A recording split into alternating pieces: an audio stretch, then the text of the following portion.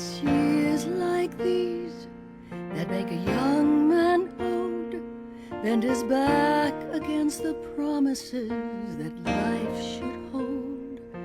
They can make him wise, they can drive him to his knees. Ain't nothing comes for free in days like these, but you can't reap what you don't sow, and you can't plant in hollow ground. So let us fill this empty earth with hope till the rains come down.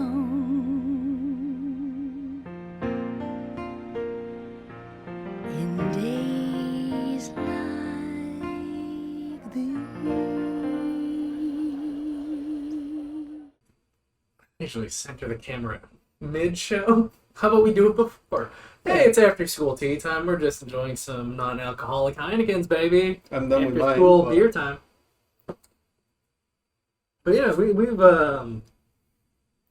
haven't seen us in a while. We've been doing stuff, and it's a busy summer. Life's been getting in the way. Yeah. I've been sitting on that John Wick episode because stuff has come up. I'll probably put this out first because this is more topical. Yeah, I guess that's with fair. Witch and Mercury, but We're slave to the cloud. yeah, John Wick is evergreen. Yeah. John Wick is timeless. What's also timeless is the HBO series Oz, which I marathoned a couple of weeks ago, and I gotta tell you, have you seen Oz? I've seen like a little bit of it, and then my mom found out what I was watching. And she's like, "Maybe you shouldn't watch this." I was like, No, yeah. it's not. Yeah, kid should not Yeah. watch Well, it. the thing is like maybe you shouldn't watch it. I was like, yeah, it's really confusing. Yeah, it's one of the most interesting shows I've ever seen.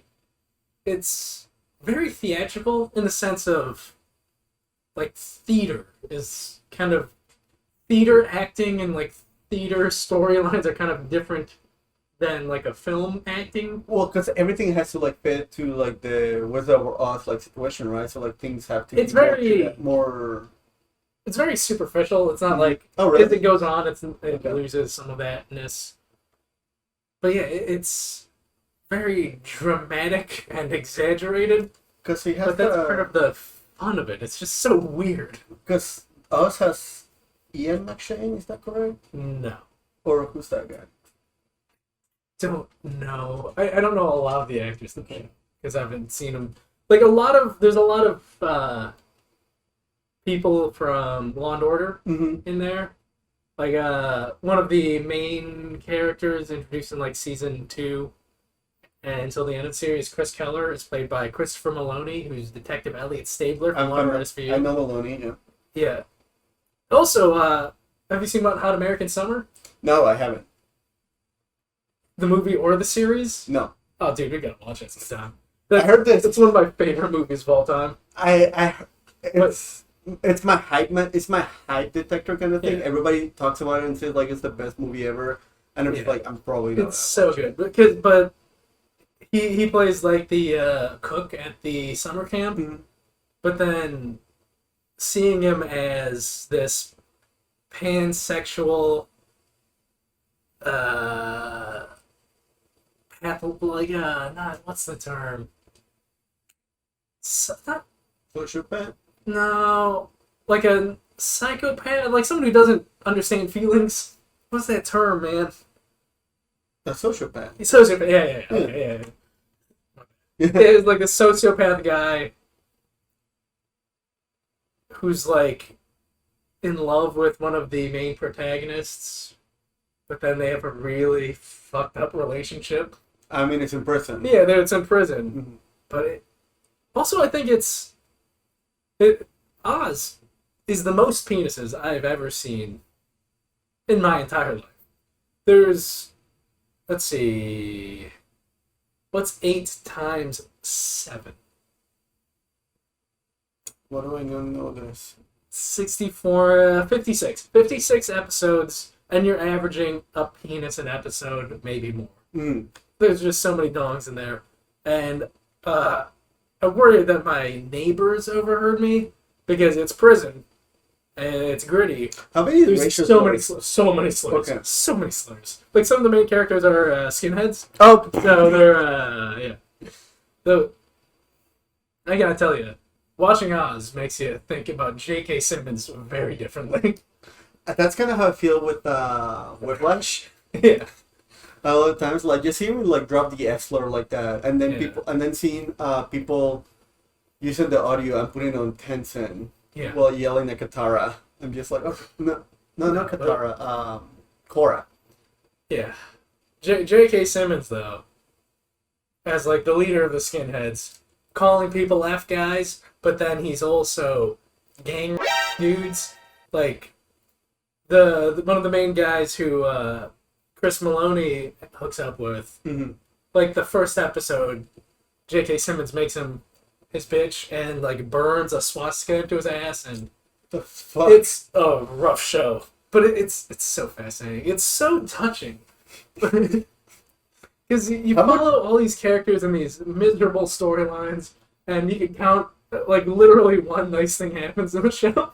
But then like, One nice thing happens. but then that one nice thing just make everything like flourish or look around or changes things, or is it just like it's just No, that it's one just thing? One flower in a garden of shit. Okay. Because in the last season, I thought, like, oh, two nice things happen. Because there's a mentally challenged guy who they're going to execute, and then, like, oh, the state Supreme Court's is delaying the execution because they're going to rule on something. Mhm. And they're like, oh, they saved him. They saved this mentally challenged guy who's going to be executed. And then, like, a couple episodes later, it's like, no, we're going through the execution. It's just like, oh, I vaguely devastating. remember a similar case happening in the news. Yeah.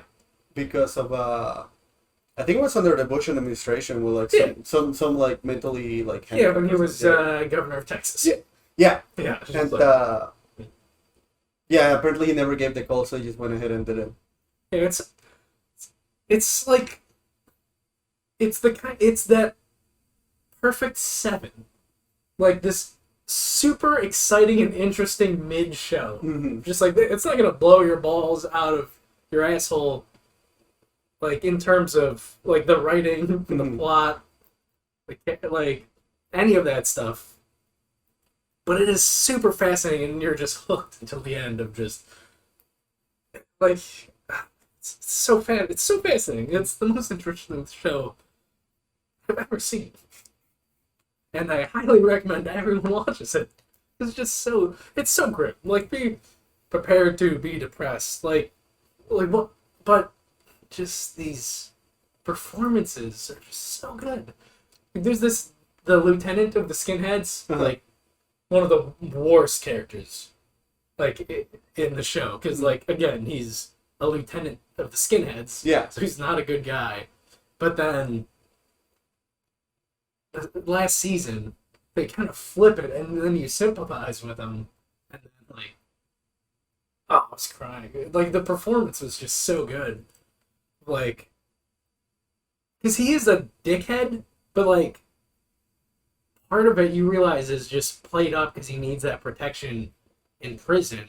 And then he's one of like the few characters, like when he sees the therapist played by Rita Moreno, who I fucking love, one of the best Puerto Ricans on the planet.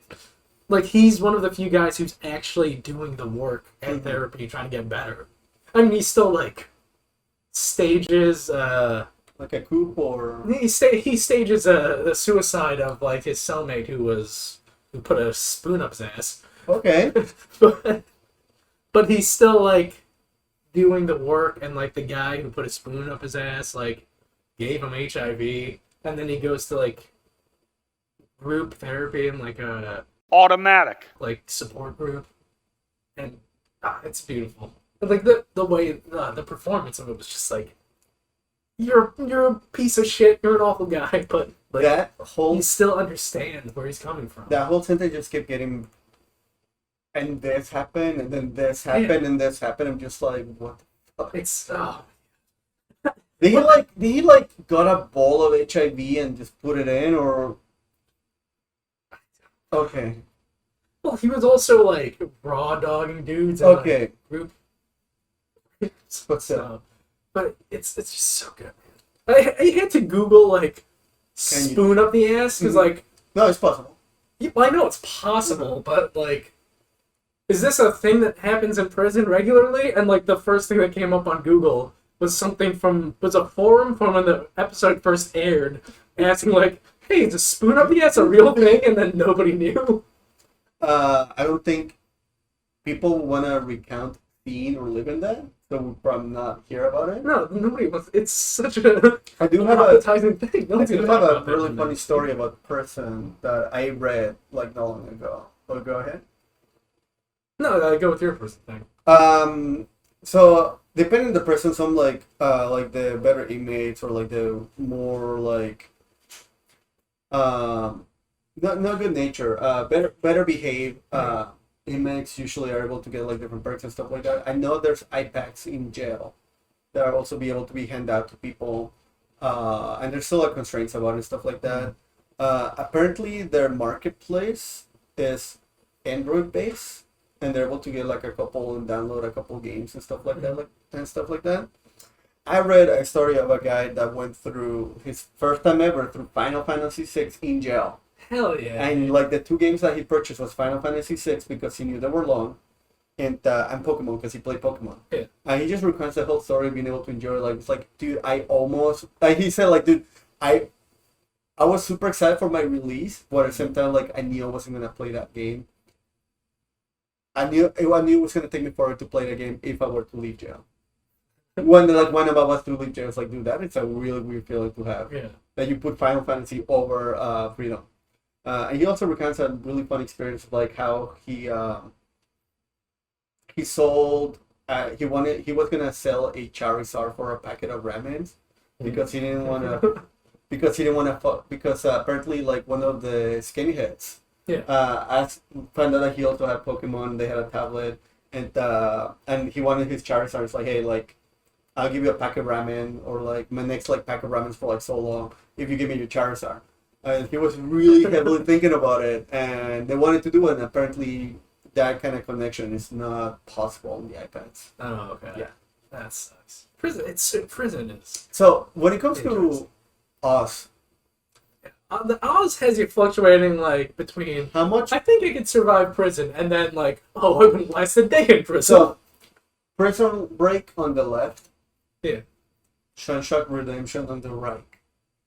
Yeah. When it comes to hopefulness in prison. Because I think Sunshine Redemption is a great movie. I think it's a super acid prison movie. Even when it ends in a hopeful note, I'm just like, just the fact that you can't escape all of that, it's like, to me, it's even sadder. Yeah. Where does Oz fit? It's like farther than Sunshine? Okay. Yeah, I'll tell you how it ends. Go for it. Like one of the main guys, Elliot Beecher, who was like the guy who had the swastika burned to his ass, who was Christopher Maloney's lover, because Beecher realizes how much of a sociopath and like a piece of shit. Sorry I cut you off. So I'm gonna cut you off for a second. Does it follow multiple inmates or just like multiple inmates, okay. Like a whole cell block? The premise is that like there's this special cell block that's nicknamed Emerald City.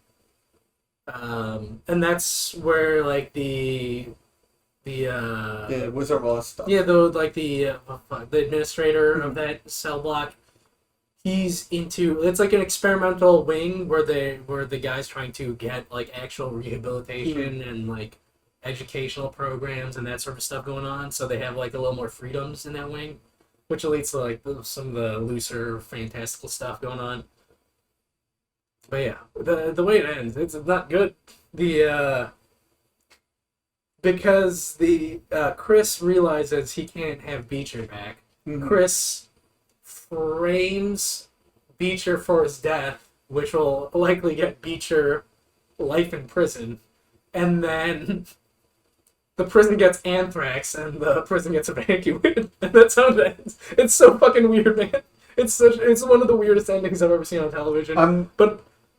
I'm curious what rock out the journey and watch those 6. I'm curious to see like what the production like was for that show, because that sounds like a last minute pull. Yeah. Like somebody in production or budgeting were like, we don't know how to finish this. Yeah. in a satisfactory way, because I feel like stories like that, there's no way to end it like successfully. I saw The Devil not long ago for the first time, and that's another movie that pretty much ends like that. There's no happy ending to this. There's only like moving forward. Yeah, it's dude, that sucks. and also like one of the fun things, This is early 2000s, right? late 90s to early 2000s. Because when you said Anthrax, I'm just like, I haven't heard that word forever. Yeah, dude. Just like, like how do you kill the skinheads who run the mailroom? Just like have someone mail a bunch of anthrax to the mailroom. It's fucking so. Yeah. Also, like the fucked up relationship between Beecher and J.K. Simmons, because Beecher being Still is. by Simmons, but then they like Beecher like losing his shit, and I don't know. It's interesting because they both want to make peace with each other, but also they fuck up each other's lives on the down low. It's a lot of like so fucked up, man. abuse or abusee like relationships build up kind of Yeah, thing. because like one of them trying to be nice to the other person, but the other one thinking like You're gonna there's an fuck people. ulterior motive, so I'm Yeah. gonna plan a thing, and then I'm gonna plan a secret thing, and then a child's hand ends up getting mailed to the prison. You what? It's grim as shit. Okay. But yeah, Oz, I can't recommend that show enough. It's just so. Have you ever watched? I'm gonna have to bleep out all the times I've said Automatic. because YouTube will flag that. Have you ever watched I Saw the Devil? That is, I kind of something I want to like talk about. Just because like it kind of like segues into like that whole like I'm gonna get you back kind of deal. It is a Korean like drama. It is not a Korean drama. It is a Korean thriller. It is a movie that I really like. That I really like. I liked a lot.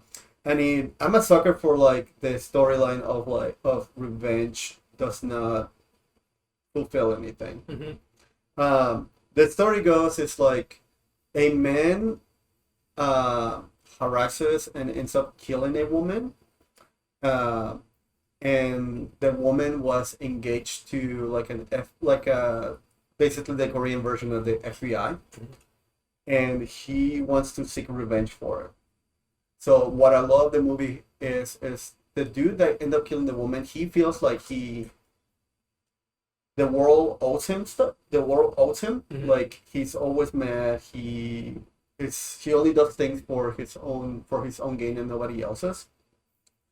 So what the husband of the woman that got murdered does, he captures her and beats the shit out of the woman because he sees that he's not gonna change and he's gonna keep doing the same thing.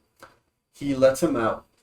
And whenever he goes and tries to do the same thing, he stops him, beats the fuck out of him nonstop, lets him out. And it's just like a cat and mouse game where they try to like get at each other nonstop.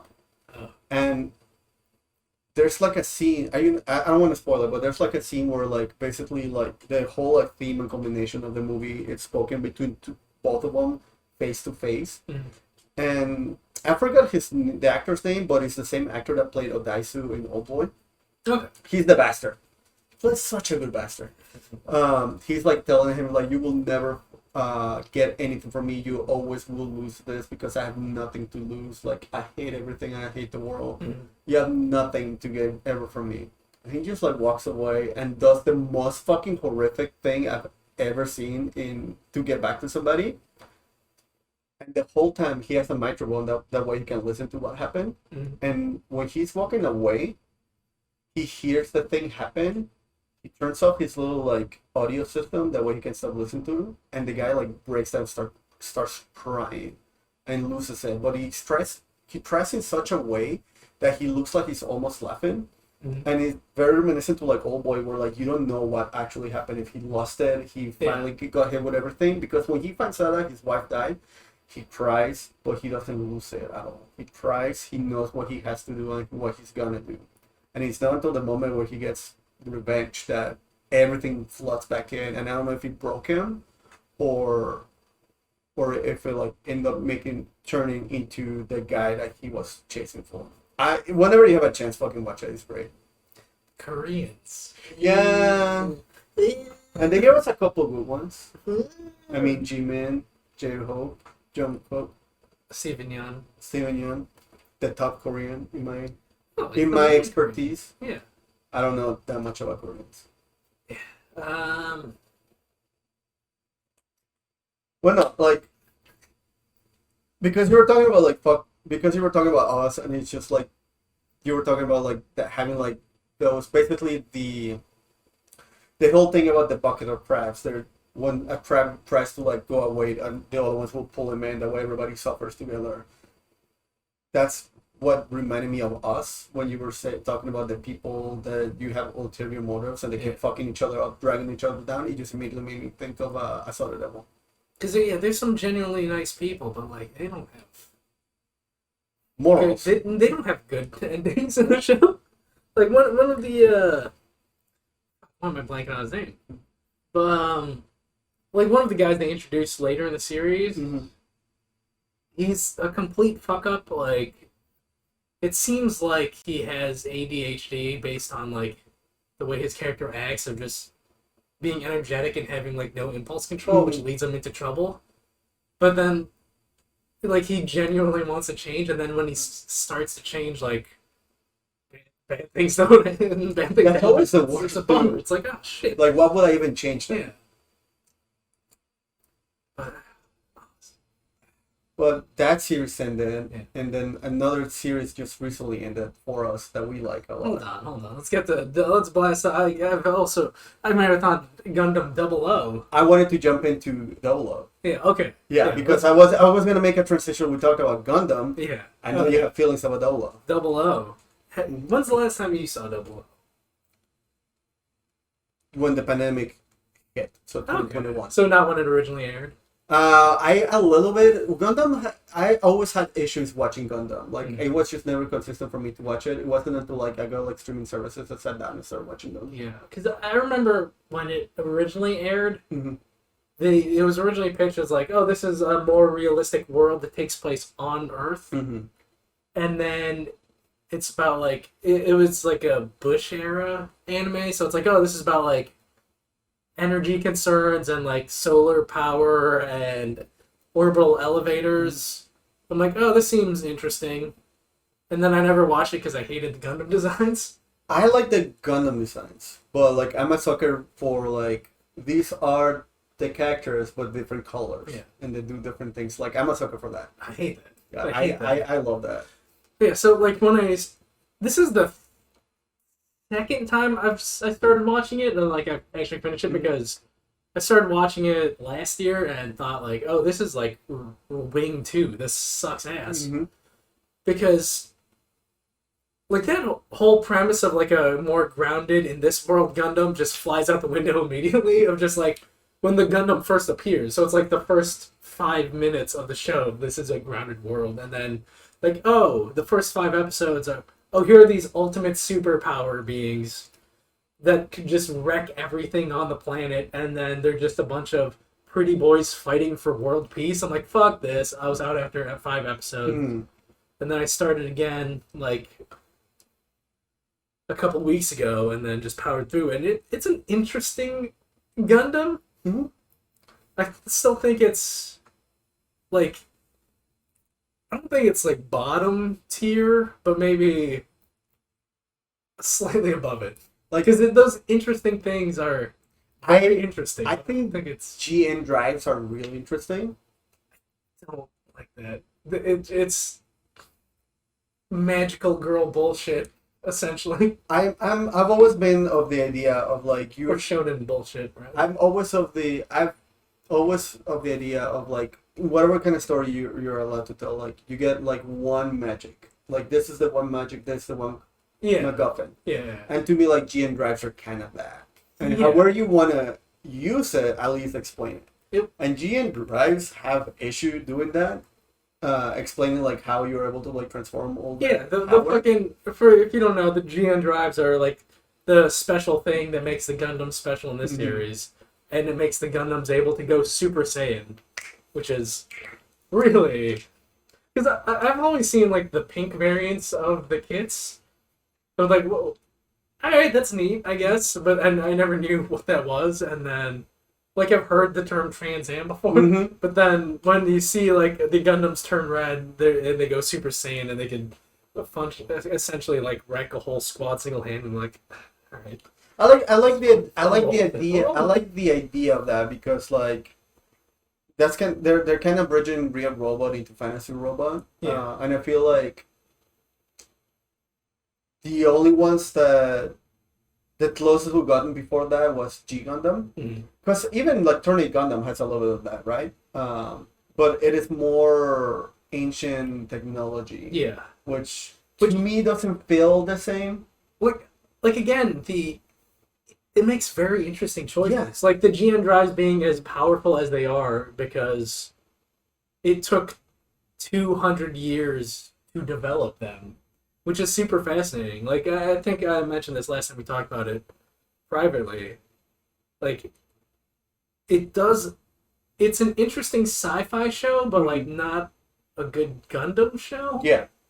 Like in that because it does a lot of Isaac Asimov-y classic sci-fi things. Like I mentioned like the Foundation before, which is like a series that Asimov had where like there's this galactic empire that's going to collapse and then like lead to a dark age that lasts tens of thousands of years.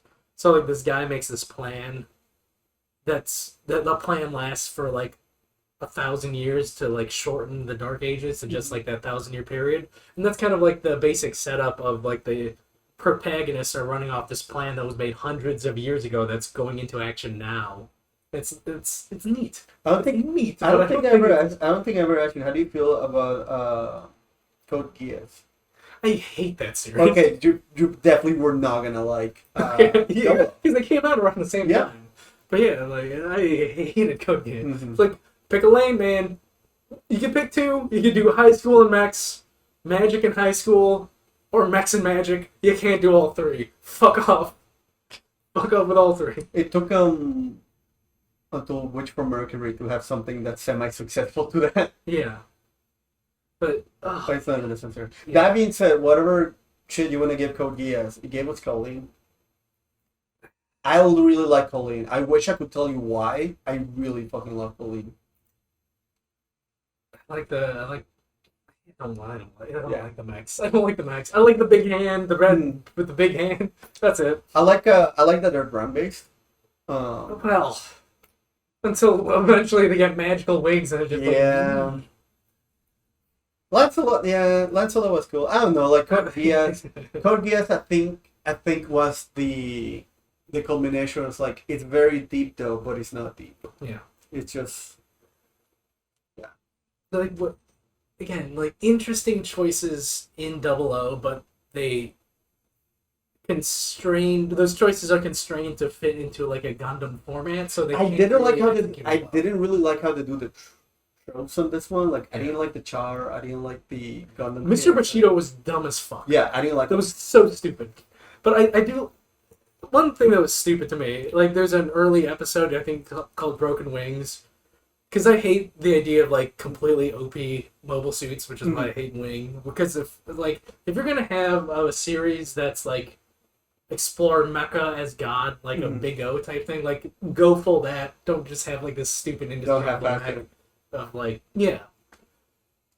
There's this episode where like they're fighting for like 15 hours straight and fighting like an army of 1,000 dudes and just like, oh, our back heels are being bombarded and just like you're being bombarded by artillery for like 15 hours straight and your mechs are completely intact and it's like fuck off.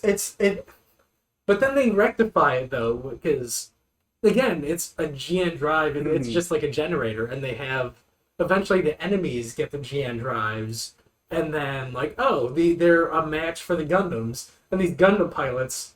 They're not the best pilots in the world. They just have these. They're being carried by They're getting carried by these powerful Gundams, and then the enemies have mobile suits that match their power. So that was like interesting at the end of season 1, and I don't know. The end of season 1 is like you get to the point where like I see where it's going with like the I forgot the innovators, like artificial new types, and then it's just like all right, we've seen Gundam before, like, fucking get to it. And then they just drag it out for, like, throughout all of season 2 of just like, yeah, fucking, you're creating this conflict to push humanity forwards. Like, we get it. We've seen it. Like, we've seen it 1,000 times before. Like, we figured it out at the end of the first season, and you're dragging out this mystery through all of the 24 episodes of, like, the second season. It's like, speed it up. Speed it up. Speed it up. But I do like the progression of technology that series takes. Of, like, only... We had the Gundams, and then, like, there's just that special squad that has, like, Gundam-powered mechs. And then that's just standard in Season 2, because, like, then yet the Gundams still end up being more powerful when they get rebuilt for no explicable reason. Because they have more weapons, better things, and whatever. Yeah, it's still... Just like you said, I agree, it's a lot more of it's a better sci-fi than it's a Gundam. Yeah. But because I feel it's a better version of Wing, which makes me like it better, and I really like the design. Yeah. And then there's a couple things better than Wing. and there's a couple things that just, I don't know what it is, but it just hits me so well, because like I have all the main suits for 00, like built up. The fact that they're uniform or they're just different enough with different colors because they have different specialties, that just hit me in such a way that I really like, because it just speaks to once again, like, just the mechanical engineering that took like 200 years to build, that they had to be specialized to cover up all the bases, and I really like that. I really like the Drake's design. I like the really weird, stupid fucking X's that they have. Just that pointy, like, design just speaks to me in such a way I can't understand. I like the flags. The flags are cool. Flags are cool, but then they just get fucking forgotten. One thing I also really like is, like, it's such a dumb thing, but I like that the main suit uses S4 and the main weapon that he uses is S4. Yeah. To the point that he gets the whole, like, Tsurugi, like, 7 sword bit. But again, that just falls off. Yeah. And he just has gun blades. Yeah. In season 2. Something that I like Tierra's suits. Mm-hmm. Because they consistently surprise me of, oh, there's a little guy. Like, especially in Season 2, when Tierra's backpack transforms into a little Gundam. I was just like, oh, it's a little guy! The first two things, it's just a face, but then it transforms into a full little guy. And also the GN Archer, I'm like, oh, it's going to be like an attachment for, not the Kyrios, whatever it's called in Season 2. Mm-hmm. And then, like, oh, it transforms also, it's a little guy! A little guy! I like that little surprise. Like, oh, it's a little guy. It's a little guy. He's just popping. When I was watching that, the first time I was watching that, because that's when, like I said, like, it happened, like, when, like, pandemic was really hitting, and there was, like, stay-at-home orders and stuff like that was happening, like, really hard. When I was watching that, I was just thinking, like, am I gonna spend extra money for these extra attachments? Because I was just building Gundams, left and right. Thank God I didn't. Thank God I just like classic Season 1 stuff. Yeah. It's just weird, because, like, usually they get an upgrade and they look cooler, but... Not these ones. No, it's weird. Like, Dynamis is, like, the only mobile suit I like from that series, and, like, cool. And then the one Season 2 is like, why does that look just significantly worse? It's, like, stupid. Blockier and... not in a good way. And then... Have you seen the movie, also? No, I usually don't watch, like, Gundam movies just because I like to pretend Gundam ends within their own series, except for the Hathaways. The movie is essential watching. Really? For 00. Because it actually delivers on the premise of the innovators of, we're trying to push humanity for the conversations that are going to happen. Mm-hmm. Which is, like, one of the things that, like, one of the antagonists say, because that's what innovators are meant to be, and then it actually delivers on that. Do you want to hear about it? Go for it. Yeah, go for it. Like, so, I've been trying to, because Witch from Mercury ended, like, I know I'm gonna have to, like, I want to do a rewatch, but I also want to watch something else, like, kind of, like, picked on my brain, so I'm, like, flip-flopping between Turn A, or rewatch Unicorn. See, I like the movie more because it finally ditches...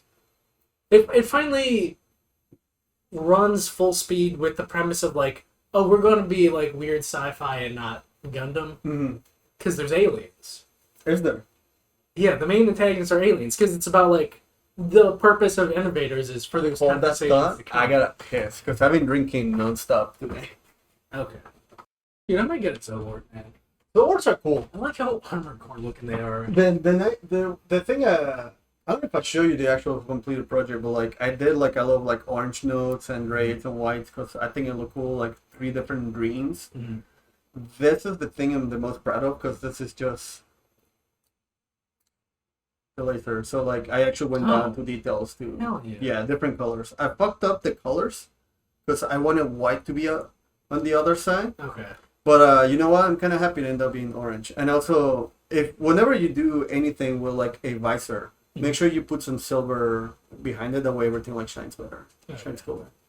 But yeah, sponge painting. I've been fucking around with it, and I already got done with the Ariel's like body, and the sponge painting was the eyes. I wanted to color the eyes just because it looked cool. It makes it look a little too much Gurren Lagann, but I'm digging it. But the backpack is sponge painted, and if you see there's like no streaks or anything, it's a lot more solid. Yeah. And I think it might be the closest I can get before I get to airbrushing, but like, I don't know if I ever airbrush. I like the patience and the time behind it. I always preferred spray paint, which is fucking pain in the ass to set up because you have to like tape shit off or like Yeah, the mats and everything. Just like That's a thing that you have to do with sponge painting a little bit, but like I don't mind it. I think the main thing with Gundam building I really like is like how long it takes and how methodical it can get. I don't have that patience anymore. But aliens. Yeah. So the whole thing of them saying like, oh, it's for the conversations that are to come for humanity that actually happens in the movie of just. It's the first act of the movie is like a sci-fi horror. It's like a completely different genre of just like this unknowing creature that doesn't communicate in a way that humans can perceive. And even then when he activates his like fucking psychic Gundam shit, like he can't quite connect with like the fucking I want to say Kira Yamato, but like he sets an F-say. Are they Gundam or the Gundam adjacent that they have? They're just shape-shifting metal blobs, dude. Okay. So it's like, it feels like fucking Gunbuster Diebuster of just like these weird bug shapes like turning into spears and like... Have you ever watched Zand? Yeah. Okay, Zand. Yeah. It's fascinating because it just... It's weird and fascinating, but like once you get to that point in like the whole first act of the movie, it's like, okay, this is very un-Gundam. I'm with it, and they're finally delivering on the full-blown sci-fi premise that they're kind of fucking around with in the series. And yeah, it's just super neat. Great. I love the upgrade to Dynamis in it. It's super cool because essentially you have funnels. Yeah. You have a plane with funnels. Yeah, you just have like these. Curious is the plane.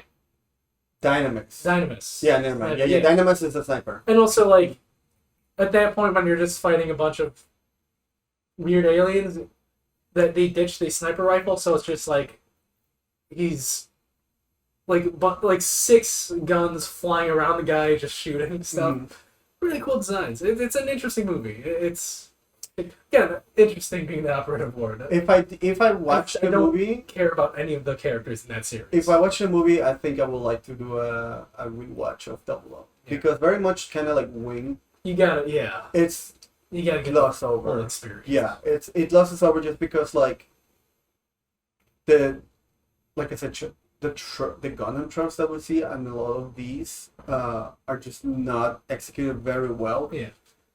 And yeah, just like you said, like over half of the first season, it's we're just gonna do Cold War, but with the Gundams, and then the other half is like we're gonna build up to season 2, and nothing else. And then, yeah, just the whole making a whole new type race, but then yeah, it's It has these. I don't know. It has the opposite feeling than so. My one of the big complaints, and there's not a lot of complaints I have with Witch of Mercury. Mhm. Episode 21 to 24, it's so much so fast. Yeah. I feel like Double O could have benefited from being a smaller series. Yeah, or you take the alien elements from the movie and work them into the series. Mm-hmm. And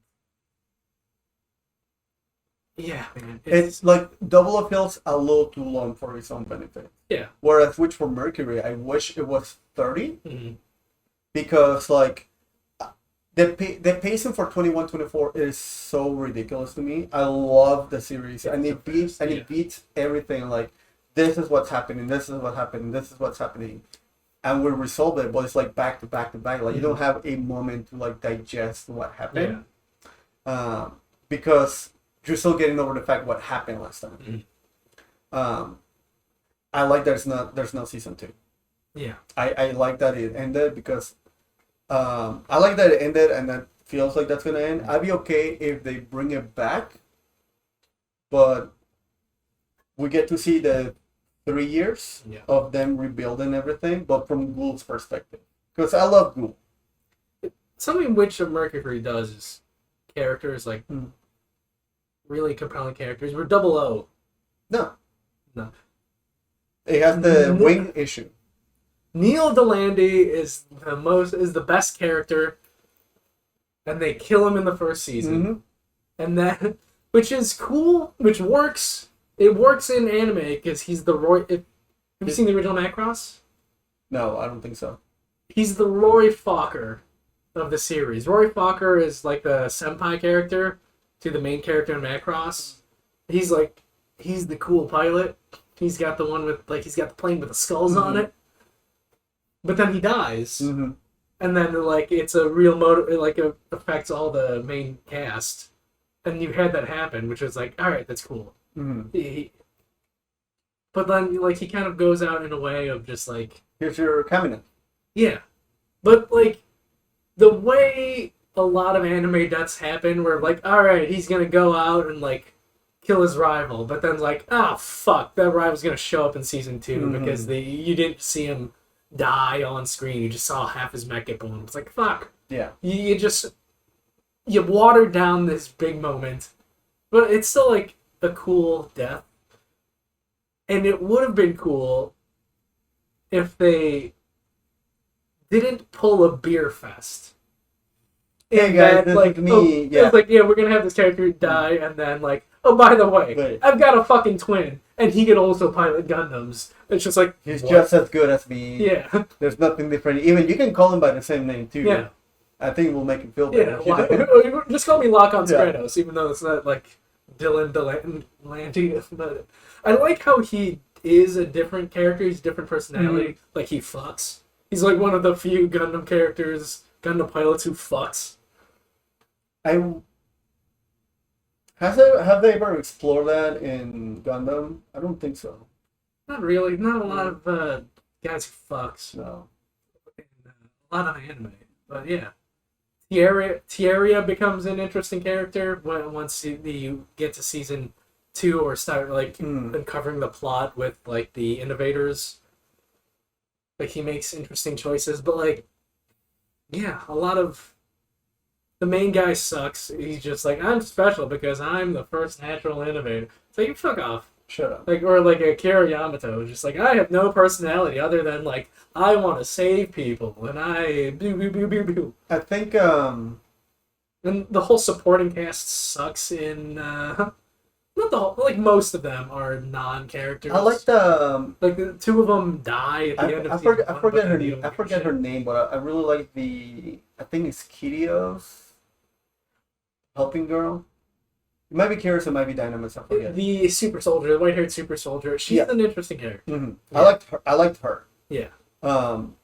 Also, it's I don't have to remember her name. That's the problem. I like her, however, Mari is her original name. She's so goes to show the main side characters that I liked are gonna be the girl we don't remember the name of and the ball. I like the ball. I don't know what it is. I think it's just because it just breaks away like Double O is a series that tries too hard to be serious. They have these very interesting ideas they want you to take seriously, Yeah. and they try so hard I can't take seriously. Because whenever you show me a sequence of a robot setting up a sniper rifle to be able to shoot to space, That's cool as hell. that's cool as hell. I cannot cool as take hell. that. I cannot take that Yeah. seriously. Because it tries to be so grim, not too grim, Mhm. not like an IBO grim, where IBO like does that well. But like the Setsuna as a child soldier, and then just like how cartoonishly evil like his mentor was, and it's I don't know, man. Not only to add to that, it's also they try to have they have to have like a serious like feel to the whole series, and then you add GN drives to it, which is just like you said, like magical girl bullshit. The worst part of the I You blocked forgot? this out of my mind. The worst part of the series. Who's the guy who pilots the back of the Double O Riser? That the whole subplot of that brown-haired dude and that blonde girl, where they have like several scenes every single episode in the first season. They're just like, this is boring. It sucks all the energy out of it, and we have to watch these two idiots. And you have an idea of where it's gonna go, but like, hopefully this has a cool payoff, and it doesn't. It doesn't, man. It just sucks. Eureka 7, Gecko's leader, and Holland. and his baby girl. Tahoe. That is the bad version of him. Yeah. It sucks Yeah. so much of just like, all right, we got this neat thing. We're setting up a sniper rifle to shoot into space, and then, oh hey, we're in high school. Hey, do you want to meet my mom? And blah blah blah blah blah. And it's just like, oh my god, this subplot sucks. And like, I get that you're gonna do a thing where like it's season 2, they're both like on opposite sides of the board, like this Romeo and Juliet thing, but it sucks though. It's trying to set up the Because emotional. your characters are annoying and they suck. The road that they try to set up to give us emotional attachment to these people in order to get the gut punch does not hit. It just doesn't. It doesn't have the impact that you want it to be. They set it up to be the emotional core of the series, but like, oh no, these people are just annoying and they're boring. Mm-hmm. And it's just, yeah. Oh my god, I have to bump that down. Remembering those characters, I'm bumping Double O down a notch. It's oh fuck. Yeah, I feel that subplot is such a waste of everyone's fucking time. Correct me if I'm wrong. It goes Seed and then Double O, right? Or it's a Double O and then Seed. I'm gonna have to put Double O above Seed, man. Because really, I like Double O better than Seed. In terms of no, I like Double O more than Seed. Okay.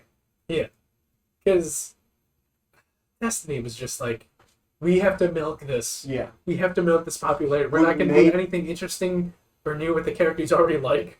We're just going to introduce shitty new characters. We made the coolest, arguably the coolest mobile suits up to which are Mercury we've ever made.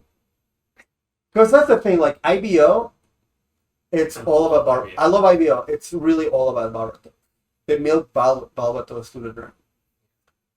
But when it comes to the other ones, I think, as a nostalgia side, I think beat by beat, the suits in Seed are like the more appealing, the more ones consistently throughout all of them. You like Wing though. I like I get my own special color and special gimmick. But like they're also one of the higher selling ones, just because they know like how, because they're just back to back like really cool as design and consistently. I think out of all the series, save Witch for Mercury, because that shit's been crazy good for them. I think consistently they have the stronger, more interesting designs. They do. I stopped by a buddy's place and he showed me his gunpla cabinet, and Othron's first suit, is that the Aegis or no? That's the one is Aegis, I think, comes later. The Aegis is his first one in Destiny. Mm-hmm. Whatever his first one is in Seed, where the mobile armor form is just like claw. Yeah. Like, it's an interesting design because the legs are essentially built into the arms also because it transforms into that fucking claw shape. It's interesting. Mm-hmm. It has interesting designs. You're right. I don't think I like them because Zaft is just like reskinned UC shit. It's like UC because essentially they're all just Zaku's. It's a UC, but you have the mecha equivalent of put a bird on it, like the Orlania, like just put a bird on it, like like let's check a Zaku, but then put an extra thing on it, or like let's take the goat and put an extra thing on it, and just like yeah, but it's like a gaudier version of the UC design. That's how I feel about the Victory Gundam. Just put a bird on it, but the bird just adds to the backpack. No, me and that same friend we were messaging of just like F91 and B Gundam should not be in the UC. Mm-mm. They're so different that like the world building is completely gone from the UC, but like I don't know. And anything that comes later in the UC, they wrote themselves into this weird hole. Like Unicorn is the perfect ending for the whole new type saga. But then, oh right, Hathaway's Flash. We have those novels, and then that comes later in the timeline, technically. So we have to do this Hathaway's Flash thing. I'm just like, I don't all right. I don't know what it is, because I think we talked about this. UC ends a Unicorn for you. Yeah. I love the Hathaway. I don't know what it is. Look, I like Hathaway too, but Yeah. it's a perfect bookend for me. Hathaway is just like a side story. Yeah. Like what in Unicorn, when I really need to give Unicorn a second chance, because I don't know what it was. It just didn't hit me, or like, because I know Unicorn for a lot of people is like the GOAT when Yeah. it comes to everything, because it's the culmination of everything. when Banniger is in the atmosphere and he feels Amuro's soul, Mm-hmm. oh my god, that hit me so much. Because like yeah, I guess his consciousness, that's where his physical form disappeared when he was stopping the satellite from falling into Earth. Which is like, oh yeah, of course you'd feel him in the atmosphere when you're activating your new type powers. Just like, oh my god. I do like how fucked up Psycho frames are. Yeah. Oh. I like that. It's the perfect bridge of like Mecha as glorified tank into Mecha being God, and just like, yeah, it's just this weird psychic amplifier, and you're like, yeah. And then Gundam narrative is just stupid thing afterwards. But you got everything you wanted to get out of For a the Polo, yeah. because I want to talk Witch. We gotta talk Witch, I man. fucking- Witch just ended yesterday. Witch ended. I was crying. Really? I cried. I was like crying towards like the second half when they were doing the prologue bit. It does do something like it does do. I'm not gonna say like it is my favorite series. It does do something that I don't like. Possibly my favorite Gundam. It does do something that I don't like, where like, and then everyone, and then like, and as long as you apologize, you're completely fine. But the more I sat on it and the more I think about it, it does do a really well bit of social commentary where like the people that are in the corporations and the basic corporations are able to get away with a slap on the wrist, where Nika actually has Yeah, to Nika went to jail because she was an RPN. Yeah. And then looking back, the more I think about it, I think the only people that get horrible dates on stream are Earthians. Pretty much, yeah. Because the kids, I'm counting the kids. It was fucked up because, we saw the pile of like 50 kids lined up to each other.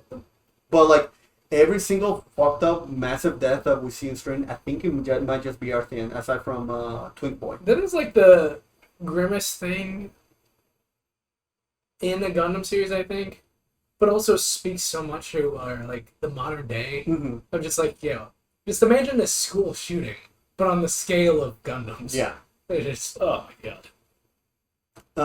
So devastating. But no, I was crying. I was crying towards the end of it, and just being able to see like Suletta One thing It was my least favorite episode of the season. really, But I think that's because that might say something more about me of just I need to be emotionally devastated. Because the whole season sets you up of just like, yeah, you're going to be emotionally devastated this whole season, and then nothing emotionally devastating happens in this finale. Like, you get a happy ending. for that, I've always been a sucker for happy endings. I love the fact that after everything, one of like the top 10 emotional moments I've ever had in a video game is when I was playing Undertale, and at the very end, you look in the mirror. It's like, despite everything, still you.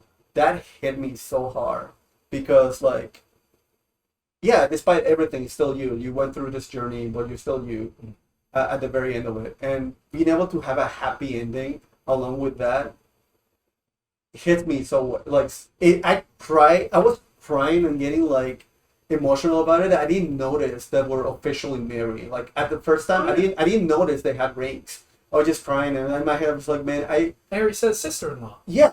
I was like, oh, they got married and everything. And I didn't realize they were wearing rings and the rings were shining because the first thing that Suletta does when she waves, the ring shines. And just like, I missed it because I was bawling, because I was crying.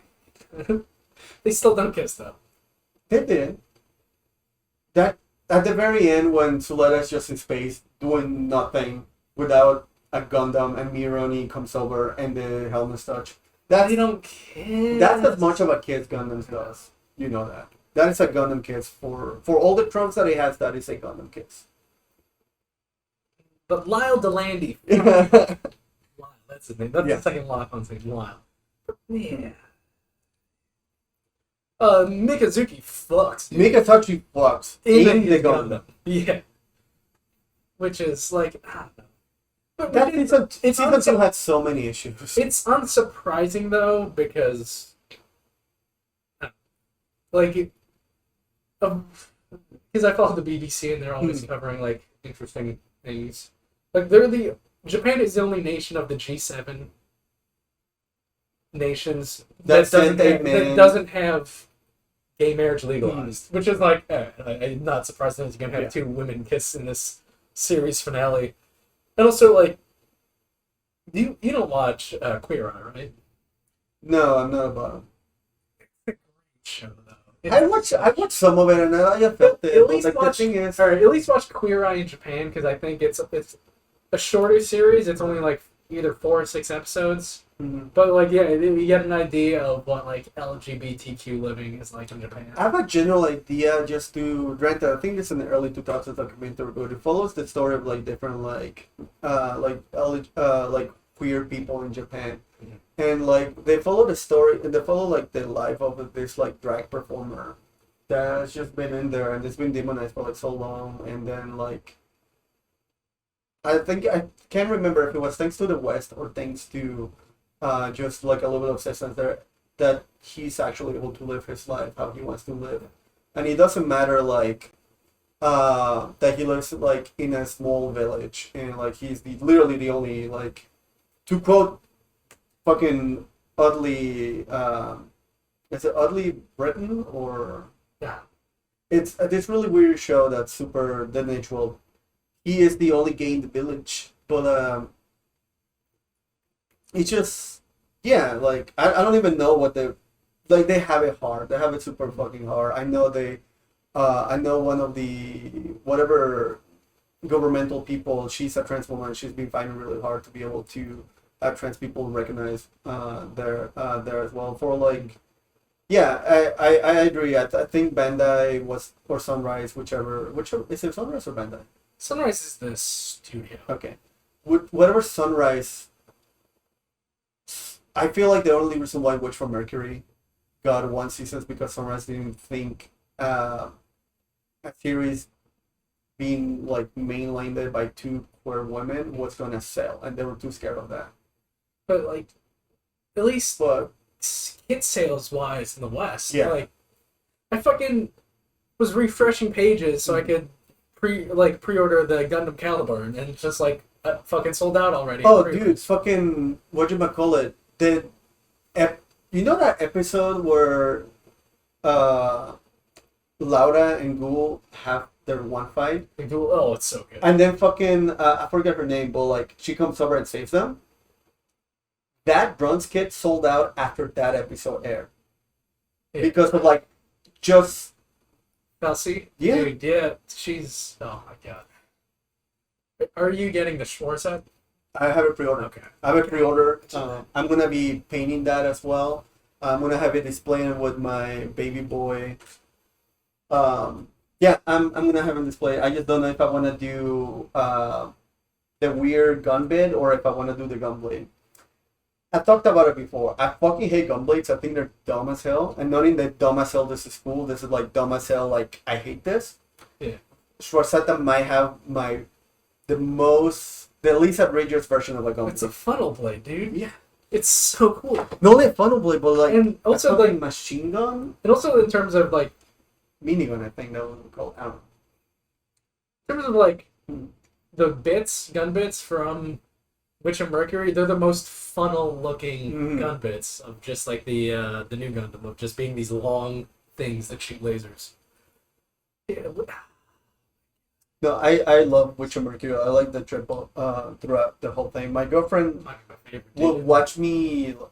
She will like I will get up and like watch it like every Sunday, and like she will watch it alongside with me, but until season 2. Like she started at season 2, Okay. like middle of season 2. So like I had to like teach her and like talk to her through like a couple things, And and it's, watch it from the start. You gotta and go the back. end they still hit her. And they still hit her, and I told her like I'm gonna rewatch this sometime soon. You wanna rewatch it with me? And she's game for it. The thing is that I don't know if it's a her thing or a me thing. She doesn't like Suleta because she's full of emotions. But like I love Suleta because I love Iron Blood Old Friends. I don't like that Mikatsuchi is no emotions. I understand why he's no emotion. Yeah. I don't like he's no emotion. But I like He's still... It's weird, though, because he is still a way more interesting character than a Hero or a Kira Yeah. or a Setsuno. mhm. And he says, like, just as little, if Then- not less. What I like a lot about Mikatsuchi is kind of like He just wants to be a farmer, man. he wants a simple life, Yeah. and But he knows... he knows like what it might take to do it, so he's willing to do it because his end goal is gonna be fulfilled. Yeah. But I like to think, but throughout the whole series, in the back of his head, he knows he's not gonna get it. Yeah. But he's able to hold on to that hope to be able to keep doing what he has to do because he might be a farmer. Yeah, because it's a means to an end. Yeah. And he's way Mhm. better at those means Mm-hmm. in getting there. And, like, even though it's about the big picture, because Yeah. even if he can't get to that end, he knows he's creating an opportunity for the rest of Tekkadan. Mm-hmm. One thing that somebody pointed out to me, and it didn't like hit me until somebody pointed out. Orga, the one of the main complaints that season 2 has, and it's one of my main complaints too, is like how much of a different character Orga is in season 2. And that's because, you know, when you have two devils, you have like two little like things in the back of your head, Yeah. right? One of them speaking to you, Risa, one of them speaking to you, Tuki.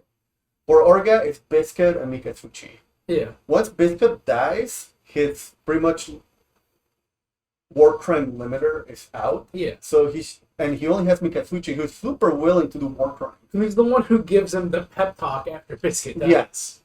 It's like, Yeah. yeah, Just like, tell me who to kill. yeah, of course. Like when somebody pointed out, it's like, I'm still not okay with it. I'm okay with it a little bit less now Yeah, that somebody pointed that the voice Morgan's of one of my Risa. favorite Yeah, characters of all I time. fucking love Orga. Like Like I have my Barbatos, the original form, just doing the Tekken like so, Yeah. just because like they're a cool duo. yeah. I named my Persona 5 protagonist Itsuka Orga. Oh, I put Mikatsuchi. Yeah. Yeah, Like every Mm-hmm. name a character in SMT going forwards will be Orga. Mm-hmm. He's you know, He's a cool character. And he also like a cool design. he's all about the will of fire, man. One thing In that Naruto terms. my girlfriend, just as a non mech watcher and Gundam watcher, we're used to the stupid. We're used to like stupid character designs. Like Trella Barton from Wing, I hate that. But we're used to those designs, right? Yeah. Like, we've been watching their stuff. My girlfriend pointed out that they look like Pokemon trainers. Yeah. Because you had the With whole organic vibe into stuff. one thing, yeah. A ghoul especially, because Oh, going back to The way mullet the ghoul, jacket just like jacket, shorts, mullet with a pink front. But no, Witcher for Mercury might be like one of my favorite Gundams. Season 1 of IBO is just so strong to me, but like unfortunately season 2, because it's a continuation of it and part of it, does model my love for it a little bit, even though season 2 does come with fucking Lupus Rex. Yeah. But like as a whole, I think Witch for Mercury might be my favorite thing. Yeah, it's my favorite series. Mhm. Usually, like going technicalities, because I think like they're OVAs, but like Thunderbolt and 8th MS team are still very strong. Those are my They're favorite. probably my favorite too. I think those might be my favorite universes. I Which think ones? MS and Thunderbolt. I think those might be my favorite universes. But Witch for Mercury, I like the story It's so much. the characters and just the hardships they go through. One of the complaints I saw about the So ending, good. and this is on me, like it's my fucking fault for going to the internet after watching a thing I really like. One of the things that people were complaining about the ending is like, we'll never get to see an Earth versus space wars. Like the whole point is to make sure that doesn't happen. Yeah, that's It doesn't Shadi's show. whole thing of Yeah. use being an insider to create change, Mm-hmm. and he did. And It hit me. I like Shadik. I like Shadik a lot. His whole thing of just like he takes like the blame for all of his whole harem. It made me sad. It was a delayed sadness But that it again, hit me when he's done speaking with Rione and he says goodbye because he knows that's the last time he's gonna see her. yeah. But again, when, like you mentioned, the space privilege versus Earth privilege, Mhm. Nika goes to jail for 3 years, Mhm. whereas 3 years later, Shadik's trial is starting. Yeah. Whereas, like, oh, he's rich and from space, so he could have a long appeals process, Mhm. even though he's admitted guilt and like Well, there's he's a ton also of evidence against him. It's just like, mm-hmm.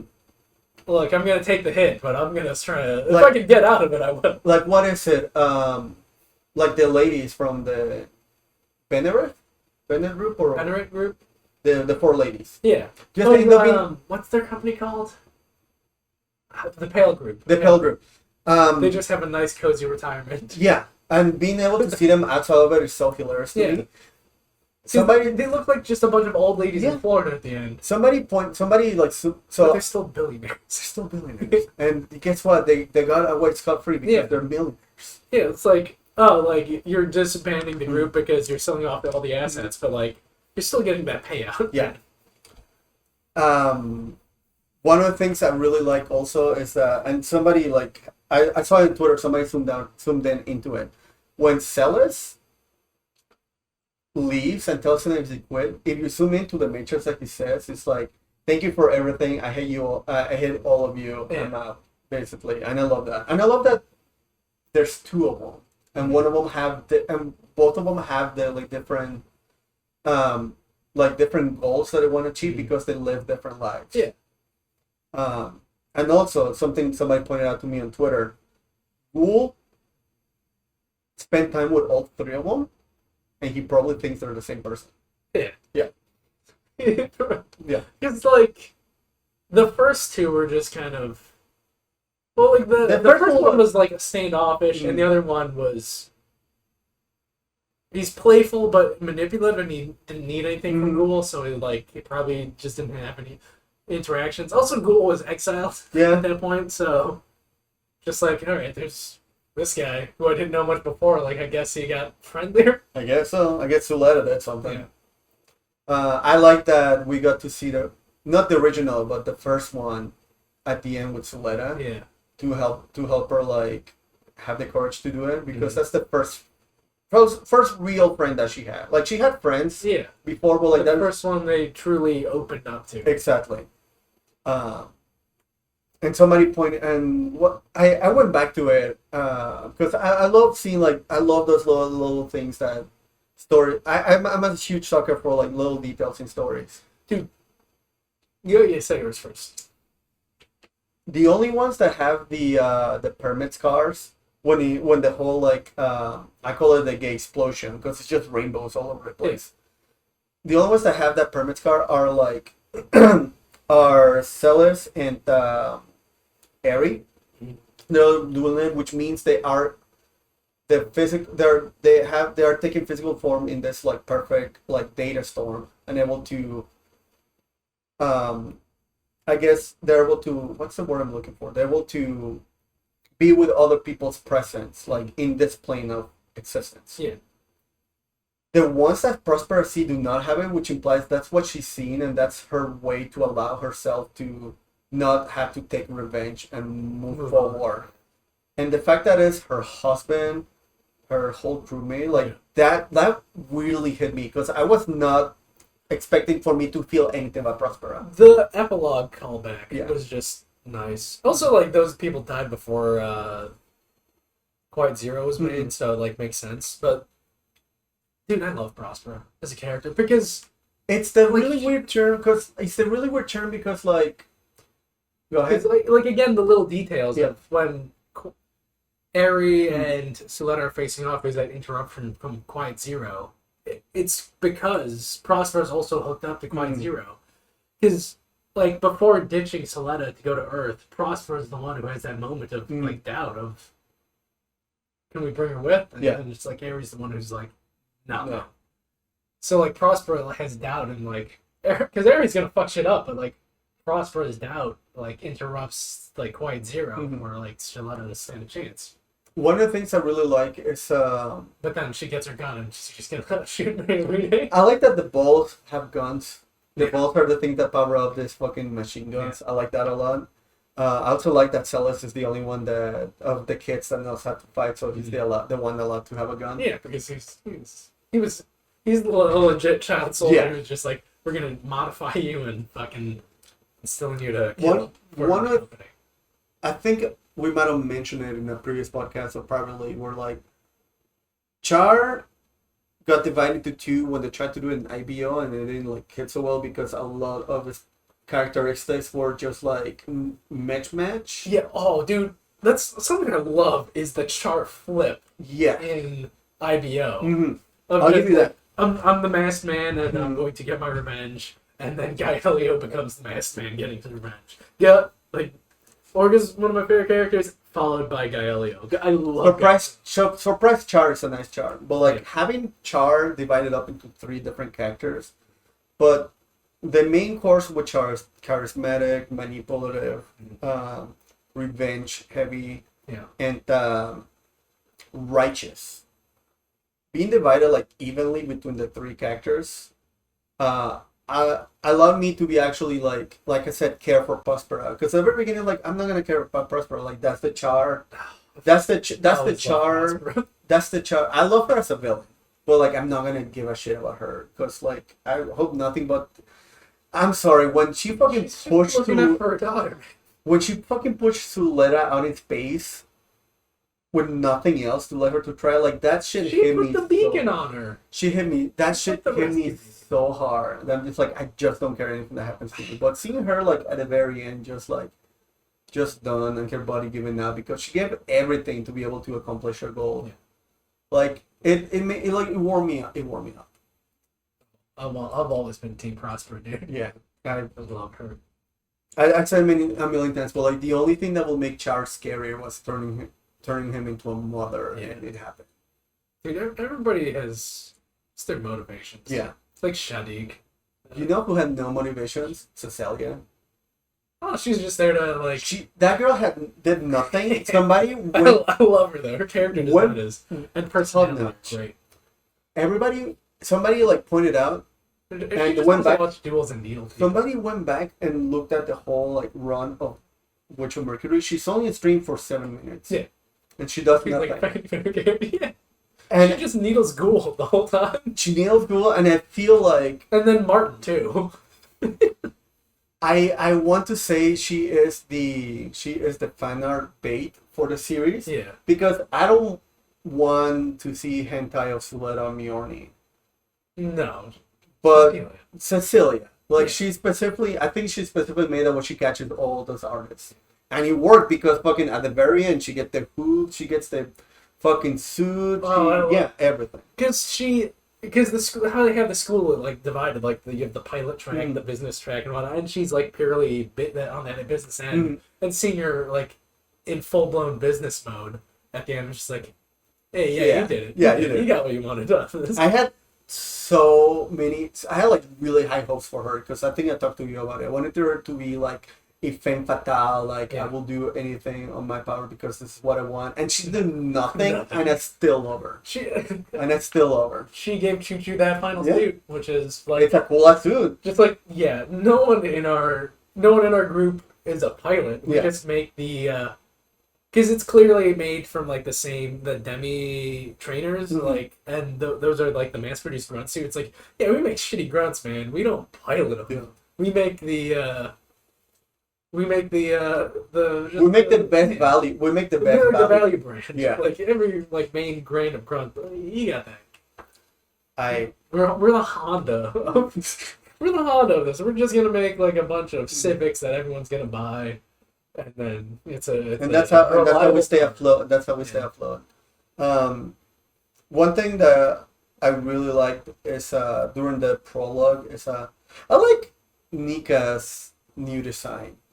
With the short hair. Yeah, I like that. I like that. I like the prison coat with a little bit of blue. Mm-hmm. But one thing I liked is that it is a happy ending, but it's a happy ending asterisk. Or like there's still work to be done, and Miorni's still going around like having to deal with the because they're still like because these reforms are happening, but everything could just fall apart afterwards. So, so like it just shows like work still be done, and like we want to build something separate.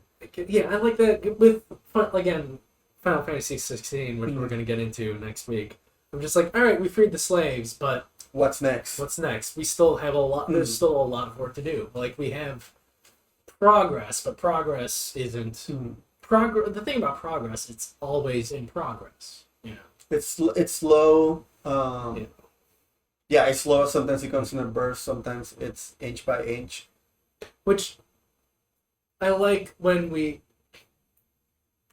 progress happens generationally, like lasting progress. Which I like that these are they were school people, and then now they're school people shaped by these experiences, and then now they're in charge, and they know what directions they want to go in based on their experiences. Yeah, like again, with Final Fantasy 16, like there's these two kids at the hideaway of just like Crow and Het or Het, something like that. I always remember Crow. I don't remember. Yeah, it's a memorable name, but like. It's about their generation growing up without this discrimination because they're growing up not knowing what that is, so it's not ingrained in them. They're just like, oh, people are just people. Yeah. And then they're the future that we want the aim society for. Just, man. The Will of Fire, man. I'll always go back to that because one of the my favorite concepts from Naruto, just like, it's all about protecting the next generation. And then Boruto sucks. And apparently they're trying to dial it back and do... Apparently there's going to be like a new animation thing for the 20-year anniversary of Naruto. There's going to be a new animation project. And my hair is like, you just really don't believe in Boruto, which you shouldn't. Is it going... Because I know they're doing the new manga chapter based off the fan... The Sasuke, right? Minato. Okay. Like, he won the fan poll, so Kishimoto's gonna write, like, a little thing for, like, a story about Minato. The only thing I read for the Naruto is it's a new animation project for the 20-year anniversry. I don't know what it might is. just be a movie or, like, an OVA. I think it might be an OVA that kind of, like, recaps the whole thing and skips all the... Or it could be, like, some weird middle story that takes place in between. Well, I don't know, because it shows... From the poster I saw, it shows Sabusa and Haku. Okay. But it also shows like a little bit of a tuning exam. So I'm assuming it's just gonna like recap everything up to when Sasuke leaves. Pre-Shippuden. kind of like a way to, if you want to get into Shippuden, because Naruto really just starts at Shippuden. Yeah, it's true. Like a Naruto Kai type Yeah. project. I'll never watch it, but like that's neat that they do it because I think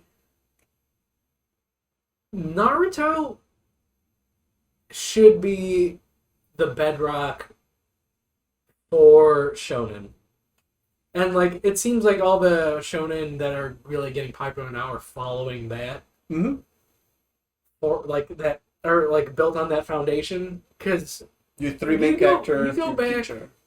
and also like having good character moments and like interesting characters. Whereas like for the longest time, Dragon Ball was that foundation, and Dragon Ball is shit, man. Those characters are paper thin. Well, and not only that, it's also like the Those big thing. fights aren't that interesting. The big thing with Dragon Ball is like my power is that my blast is blue and my blast is purple. Well, Yeah.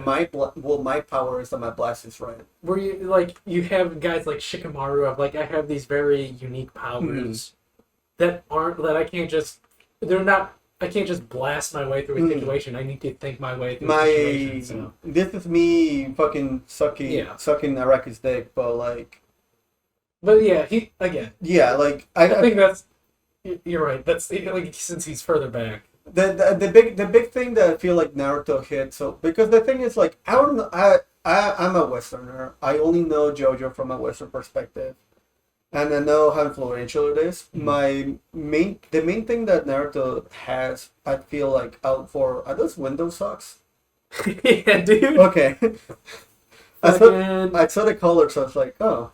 Anyways, the main thing that Naruto has over like a lot of shonens from it was coming up, and I have to agree, it should be the bedrock for a lot of it. Some people's powers is not necessarily their powers, but it's their ingenuity. Of how they use those powers. The application. And I feel like Shikamaru is a perfect like example for that. Yeah. My guy, man. But I'm like I said to my comment, like I'm just gonna be sucking Araki's dick. JoJo did that with Stan. So it's like, yeah, these cool things are happening, or this weird ass power is a very thing. specific. It's very specific. Well, guess what? Like my ingenuity allows me to make this power like the scariest fucking thing you're gonna deal with. But I feel like JoJo's its own category because I love the fights are just puzzles. Yeah. Where Naruto does a really nice mix of puzzle fight, like puzzle power scaling. It does a nice little mixture of that. Like it's the new hot shonen right now, but JJK is like the fusion of Bleach and Naruto. But like one complaint I have about JJK, JJK, I don't like I JJK. hate the I still fucking. read it every week. I fucking hate the fact that they just revealed one. They just revealed one of the teachers' like powers. I forget her name. The one with the scar. I fucking hate the fact that her powers just makes other people's powers better. Dude, Should have been way more. There's too many rules. Like, are you caught up? No. Because they're having like the big showdown between like Sukuna and Gojo. Mm-hmm.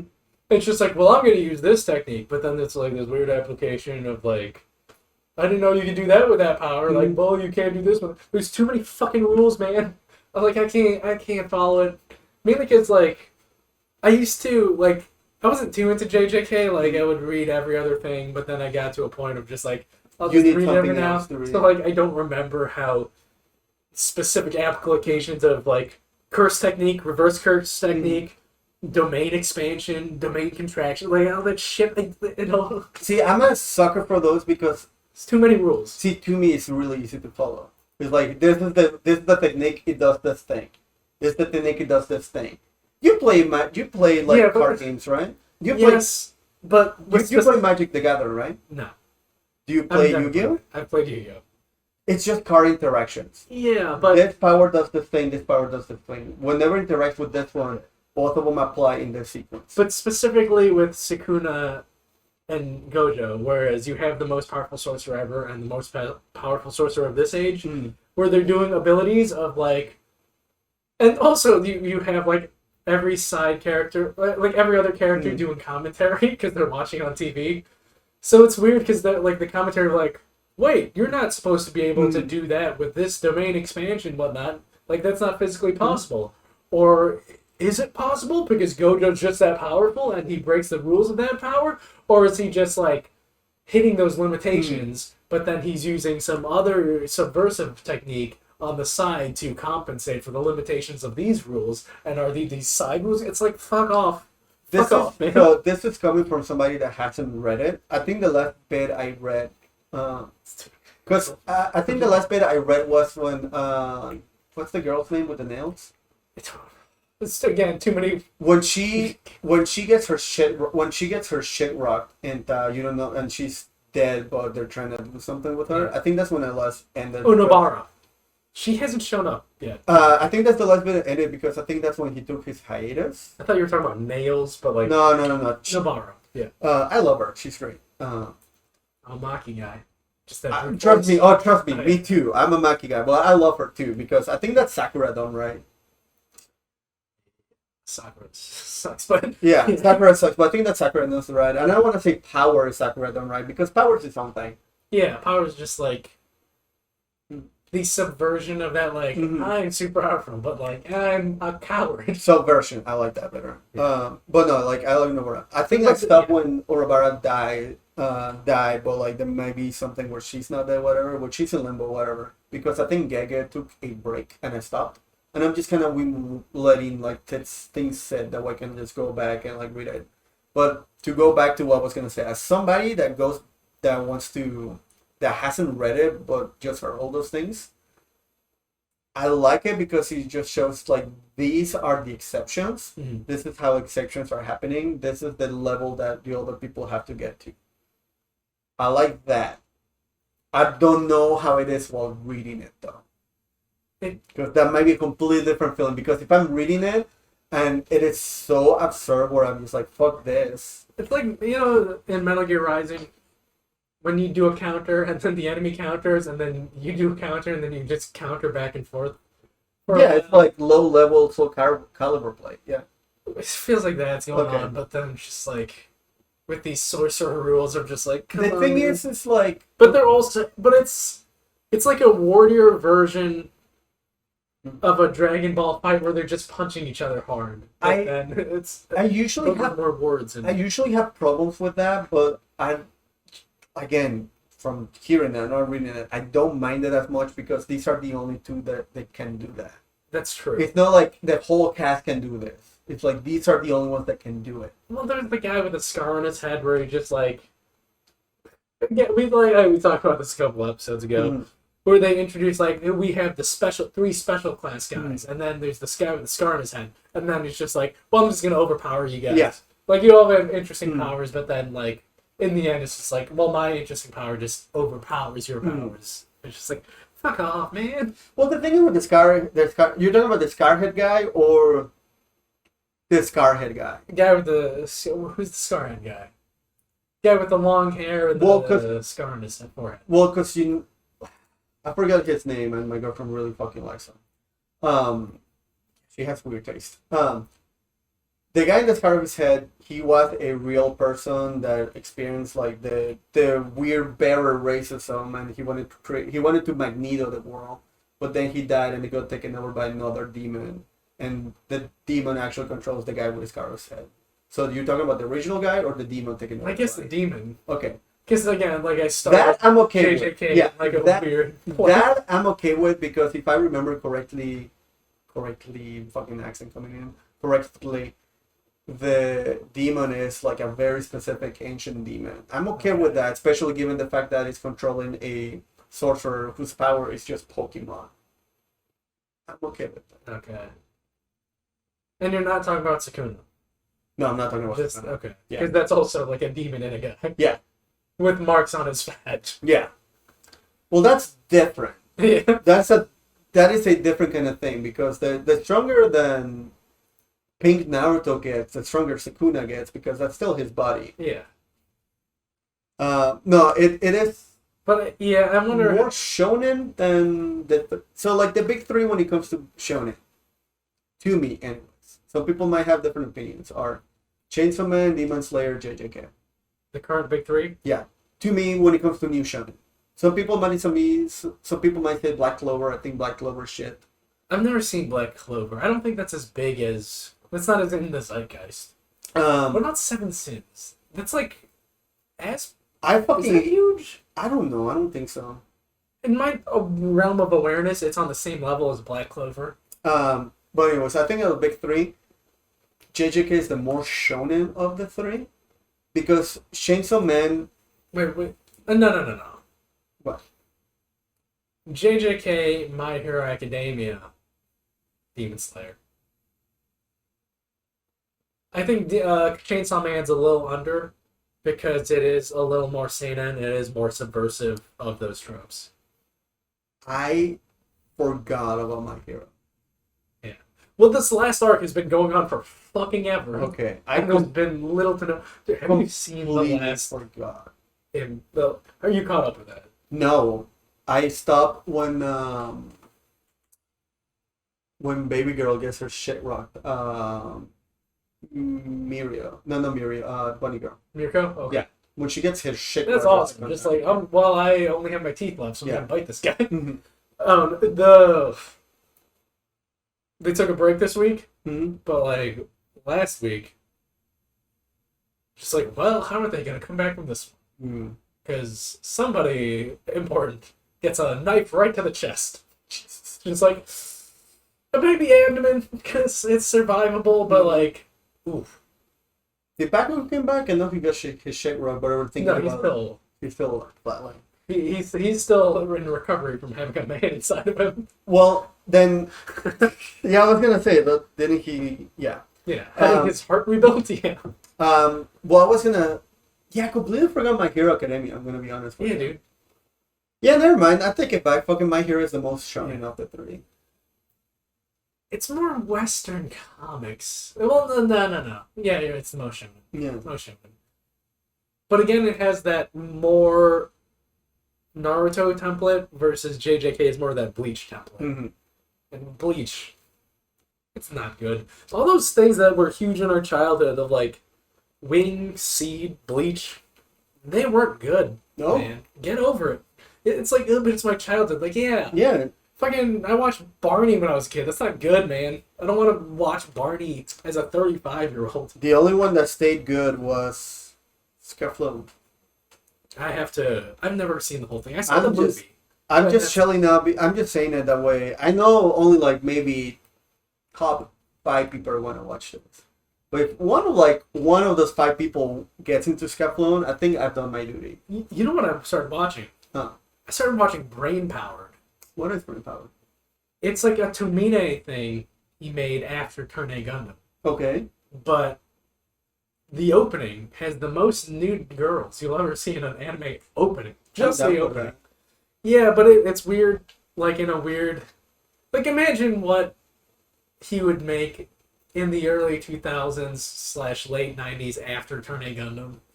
Talking about Like, I've only seen the first episode, or maybe 2 episodes. I don't remember. It's been a couple of weeks, but I don't think it's going to be good. But I will watch it all the way through.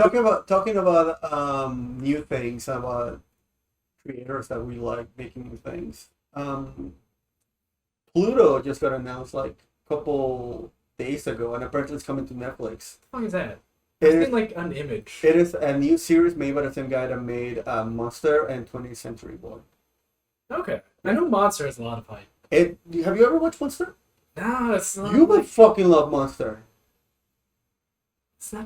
It's not. How do you feel it's about- just like regular guys with? How do you feel about Death Note? Yeah, I know the premise of Monster, but Watch it. Yeah. I need some fantastical element. Eugenics. Okay. Eugenics. I'm already talking about Well, this is also coming from a guy that fucking loves Rules of Rose. dude. A couple of weeks ago, I don't know if I talked to you about it, like finding out that Japan practiced eugenics after the war. Yeah. Just like, what the? Come Yeah. on, man. Japan. Weird place. There's this really weird. There's this really like soundbite. I'm gonna see if I can find it and play it for you. Of a guy saying like, "This is not the Japan I know. This is not the Japan I know," and starts singing an anime opening because Is it a white guy? yeah. Yeah. Okay. It is a cringy. It's not serious. It is like I think poking fun of it, but it just makes me think about it when I hear a new shit about Japan. being fucked up. I'm just like, no, it makes sense. Yeah, it totally makes No, sense. it makes sense. But I'm just like, yeah, I'm still gonna watch their dumb weird shit because I'm a weeb at heart. But Yeah. To bring things back to Oz, like, Me Too failed in Japan. But it currently, because the way the laws are written, and it's currently being looked at to reward the Automatic. laws. Because, yeah, Japan's... It's fucking weird, man. one thing I Fucking weird place. so talking about weird places in different countries, and just to show like how detached I am of like those things, like I'm originally from Mexico. We talked about this before. I moved here when I was 14. I'm 32 now. Apparently, Me Too also fell in Mexico, and this is just from seeing things from the side. And one of the things like I didn't know about at all because I didn't take public transit in Mexico growing up. Apparently, whenever you take public transit in Mexico, they have the same thing in Japan where like You got rope? Huh? Rope? rope to the point where like, oh, the first car is women only. The What? first car for like whenever you take like a train is women only. Is it mainly an urban problem? Because I know Mexico City is like a dense, packed city. Yes, Like Tokyo. It is an urban problem, but I have a really weird perspective. The only public transit I ever saw in Mexico were buses until I lived in Mexico City. I don't know if trains are a thing anywhere else in Mexico. But yeah, I know that the first car train in Mexico City, it's women only because of how big of the issue is. Yeah, there was like these two chunky pieces on the BBC I was reading about like the fucking groping issue, and then it like naturally the sister piece of that was like the potential rewriting of the laws because it like For the good or for the bad? For the good. Okay. Because as they are now, it's fucking impossible to prosecute that shit. It's so fucked up. Because like you have essentially it's like if the person had to like physically force themselves onto you, and then it's like It's just like technicalities. It has to be it has to be these specific situations for that to count as like Automatic. like the difference between assault and battery. yeah, which it's so fucked, man. For those who don't know, this is assault, this is assault, this is assault, this is battery. Yeah, it's so fucked up. Here's what we need. Japan, you got to get rid of Article 9 of the Constitution. What's Article 9? It's about remilitarizing Japan. We need to have a strong Asia, we need a strong Japan, because the influence of China in the region is, it's a little Japan 20s and 30s right now. So we need a strong Japan.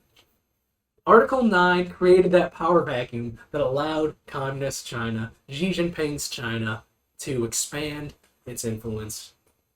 I'm unfortunately not well versed in Asian politics to comment on anything. Philippines isn't going to step up militarily. You don't Japan's know. got to do it. You don't know. Makio could be doing something that we don't know about. We need Japan to get rid of Article 9 of the Constitution. Because right now they're only allowed to have a self-defense force. And I think take the leash off, baby. I think a huge chunk of that also comes to like just U.S. imperialism because that's the only reason Article 9 is there. Of like, because when I hear people in the West talk about it, it's like it's weebs talking about it. It's like fuck off. Yeah. You don't know what imperialism is like. Someone puts a gun to your head and say like, "This is your constitution." Like, is that really your constitution? Nope. It's like no. Like, yeah, you have to put this in your constitution because we bombed it with 2 nukes. We have more. Like, that's not... If you want to have for the 5 viewers out there, if anybody wants to have a fun, like, rabbit hole to go into, look up the Banana Wars. With the gun to your head situation, like an example of... Like, if I put a gun to your head in Japan and, like, tell you to blow me, I'm not forcing myself onto you. You have to, like, it's... Yeah. I would like Gundam to explore that. It's like, hey, these are the not. Still is. I don't want them to explore that. I want them to explore. I want them to explore. What if new types win and they make the constitution for the other one? I'm completely blanking on their name. The Federation. Yeah. I would like them to explore that. Because I read like the powerful minority uh-huh. doing that. Yeah. I like to see that just because we got to see a little bit of it with Witch from Mercury just going over like it's truly companies doing everything and because they wanted to explore the idea of like the fear of war. And also what I like about that is you don't hear a lot about the Federation because that cyberpunk dystopia of like these all-powerful corporations and the government is just like mostly hands-off. Until you have a school shooting where Spacians are getting killed, and then they'll step in. Mm-hmm. And until and until Shadik is also able to weaken the corporations enough where they can. Well, they need to pull out the big laser gun. Yeah, which is like Shadik. It's great, man. I like Witch from Mercury. So I was gonna say I like Shadi, but I also really like how like all the main characters, how unlikable he can be just because he does show his other side. Charming, well, that's the sharp bit, right? Yeah. Like he is psychotic. He to a point he might be psychotic, but the thing is he wears his heart on the sleeve. It's for the good of the race. He will do not only good for the race, but good for Mjolnir, because anything that Mjolnir would say, he will do it. Yeah, I feel. And I guess that's a nice little fall to Suletta because anything that Prospera says, Suletta would do.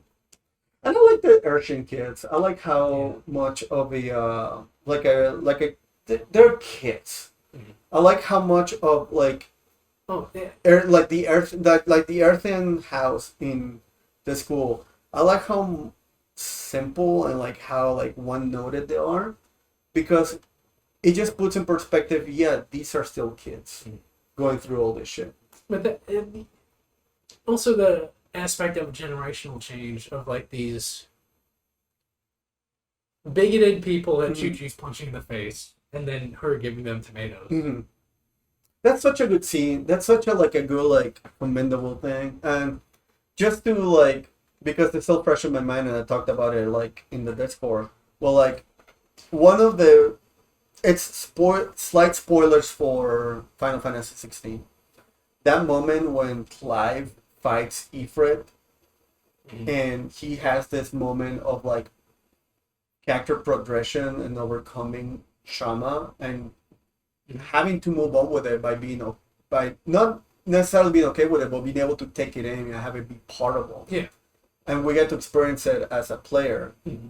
Having that moment with Chuchu handing out tomatoes, but Suletta having to start it because, like, at the end of the day, regardless of what her mom set her out to do, she's still her own person, and she does this not because Prospera told her to, but because this is what she feels right to do. That's the thing, though. Like, Prospera did raise her to be a good person. Well, for how long? I'm still kind of like on the debate of like, did Suletta come out at 17 years old, or was she like a baby and then because they were about to pump out Celestis like nothing. Yeah. So I don't know if Suletta... And there are the other Replit. Exactly. So I don't know if Suletta is 17 from year one or she's been 17 by passing normal But even time. if... Those are still... Even if like she was raised at whatever time, those are built with the foundations of Aries' memories, possibly, in her personality. Like, yeah, Prospera was a good person.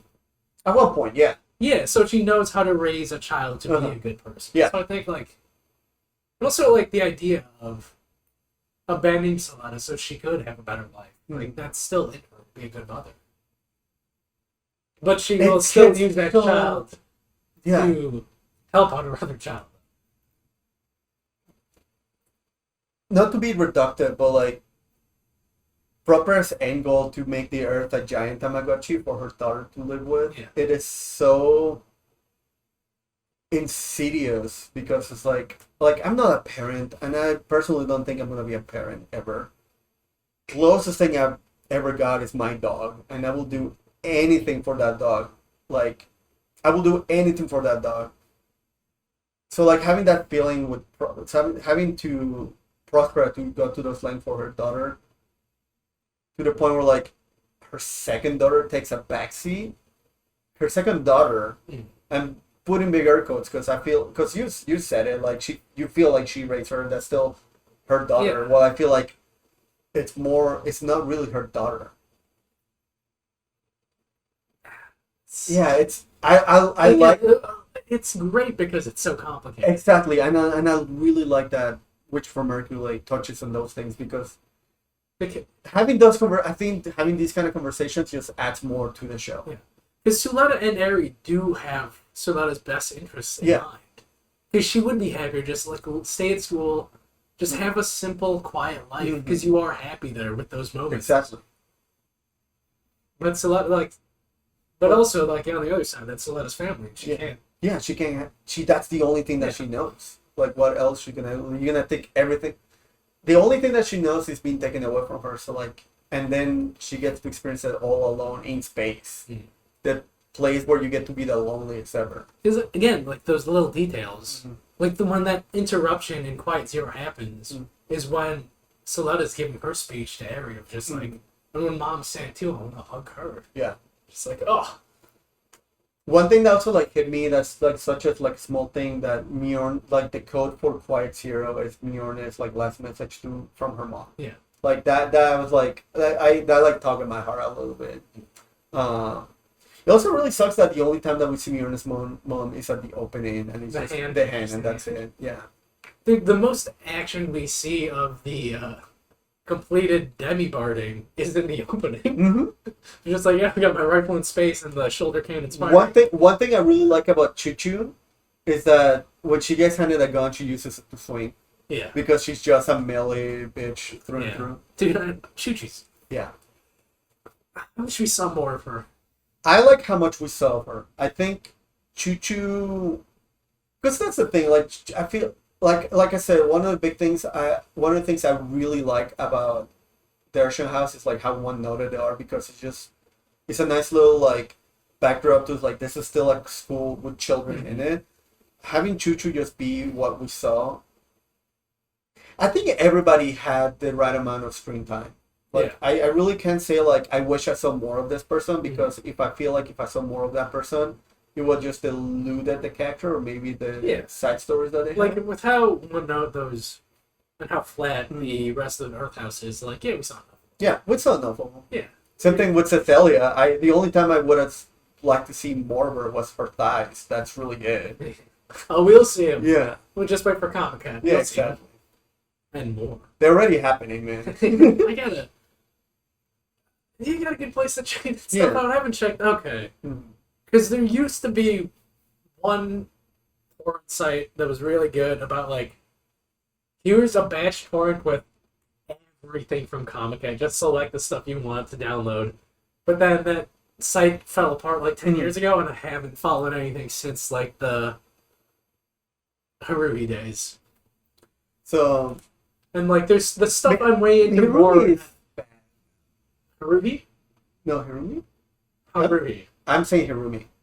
Haruhi Suzumiya. Okay, Like, it's the one that put KyoAni on the map. Okay. That series. Like, again, I'm an old head. This is like 15... I'm talking hentai websites. Okay. Okay. I'll check that out. Okay. But no, anyways, yeah, I like how one noted. Witch from Mercury is the perfect start point for Gundam anyway. Yeah. If you want to start Gundam, Witch from Mercury. Because it has that school element where more casual anime fans will be like, oh, I have to, like, giant robots. Yeah. But then it has other stuff to get you into it.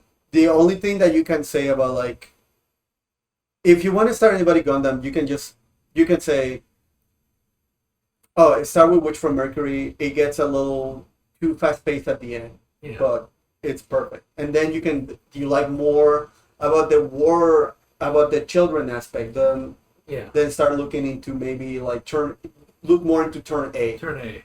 If you like more of like the war, like the child soldier aspect, then you have Yeah. you have IBO, a little bit of double O. If you like more about like the permit like fantasy stuff, then you can actually double O. Double O. You can get into double O or a little bit of or you can get into unicorn. If you like dueling, check out G Gundam. Yeah. If you like the political aspect, UC will be your guy. UC is UC is great. Yeah, I think Witch from Mercury is like the perfect standpoint for like anybody that wants to get into Gundam. Or if you just want to watch a solid anime, fucking Witch from Mercury is perfect for that too, because it ends. That's the big thing. It ends. It's not a thing that just goes on forever. Mm. Like my buddy was because the like anime expo was this weekend. Yeah, I mean, He was just going like, through it. God, I just wish there was more UC, but like the Bandai Monkey Paw, like, hey, you're getting more UC, but it's another 1 Year War side story, and it's CG. The funniest thing about that is that it didn't matter like how much time it has passed, and I'm pretty sure they're gonna be pumping money into that one. The faces still look like shit. Made with Unreal Engine. I think, aside from Final Fantasy 16, I got nothing to say because a lot of my life recently has just been watching shitty reality television. Oh, we're still watching Life Swap or whatever. I finished Ultimatum, the Queer Love edition. I finished Unexpected. Do you know about Unexpected? Which? Unexpected is Teen Mom. Yeah, okay. Unexpected is Teen Mom. I watched You, Me, and My Ex. It's exactly what you think. And and we just got caught up with Milf Man. There's just something. Like, One of the most beautiful things bonding wise that you can do with your significant other is watch terrible television and talk shit about these people. like 15 years ago, 30 Rock was making fun of reality TV shows with Milf Island, and then here we are now. Milf Manor. You know what would be really cool? If you get a bunch of males, big quote unquote males, because none of them are hot. And then they're trying to look love in this villa in Mexico. And then the different contestants that they're trying to look for love are their kids. Not in an incestuous way, you know, like this girl's kid is going to try to bang this MILF, and this MILF's kid is going to try to bang this other MILF. Yeah, no, Yeah, I know. They have a challenge where they try to match each other's underwear. So it's like, hey, there's a bunch of underwear, find your mom's underwear. And the only reason why one guy wins is because his mom is the tiniest one in there. So he had the easiest job of just finding the one that says small or petite. And also because she's Korean, so he just looked at the Korean tag. Okay. I see. One bitch is so racist that she gets mad that the two MILFs are speaking Spanish in Mexico that she almost wanted to say, if you want to speak English, go back to Mexico. But then she realizes they're in Mexico already. See, And she wants to bang the brown one. Why can't you watch something nice like Queer Eye in Japan? Maybe. I did what? You'll cry. We did try to You will watch. cry. We did try to watch this offshoot of Terrace House. Are you familiar with Terrace House? I've heard of it. We tried to watch this offshoot of Terrace House of like older people trying to find love. It's like I don't see that enough. Like I want to see it. It was like really nice and sweet. Unfortunately, I love talking shit. I love being a hater. So like if you give me something where I can talk shit, I will watch that nonstop. Oh, this comedian like Josh Potter has a great bit about he was watching Love on the Spectrum. I love that show. And then he didn't find out until they had an American version that the previous version took place in Australia. So he just and he thought autistic people like, oh, autistic people speak like that.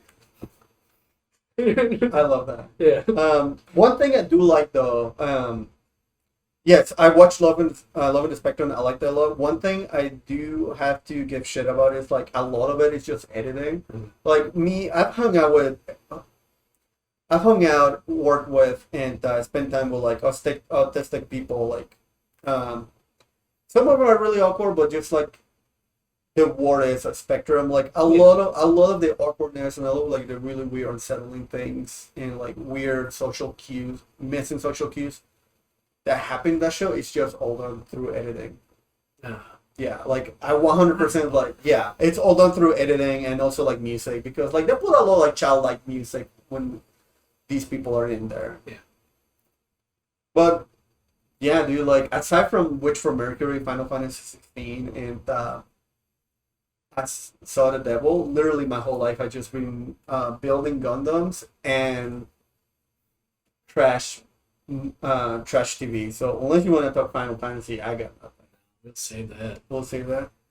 Save that. Oh, I started for like the third time. No. Double O is the one. Mm-hmm. It took me the third try to finally finish. I'm starting for the second time Gundam X. No likable characters so far. I'm like 5-6 episodes in. I'm just like, Why X? it's a mainline Gundam Okay. that I haven't seen. The two mainline Gundams I haven't seen are Double Zeta and X. So I gotta watch X. The ones I haven't seen. Is Agent count as a mainline? Because I have no interest in watching that. Okay. The ones I haven't seen from mainline, it's I haven't seen all of Unicorn. God. I know I have to, but it's just something about Unicorn that just I don't know what it is. It's by the numbers excellent, right? There's just something about it. It might be because it might be the same God of War problem I have, where it's like it's too good for me to like it. I have to have rhyme. I have to have faults. I have to have like bad things to look at. But I think Unicorn is one of them. I didn't finish all of Turn A. Yeah. Have you seen Reconquista in G? No. Okay. It's not good. Okay. It had some of my... I didn't watch Destiny. I watched Seed. I didn't watch Destiny. You had a lot of gaps, man. Yeah. No, I have like really weird gaps because I had trouble finding Gundam to watch. On top of that, like for the longest time, Gundam was this like sacred cow to me. It was like I know this is. I love mechs growing up. I always liked robots, and I knew Gundam was like the robot show that I was afraid to tackle it, so I would tackle everything else that wasn't Gundam. So like I watch weird shit like Reflection, Zam, Evangelion, Big O. I love Big O, dude. Messenger. It's another one that's skipping my mind, but like I gotta buy Big O on Blu-ray. the kid apparently is really cool. I don't like The kid's gimmick is that his right foot is a garage. Yeah. Okay, yeah, it opens up. Yeah. And he comes with a little car. Yeah. I know. Yeah. Hopefully, I hadn't considered it. But apparently the mobility is so shit that you can just keep it as a statue. I mean, the design is just so. Mm-hmm.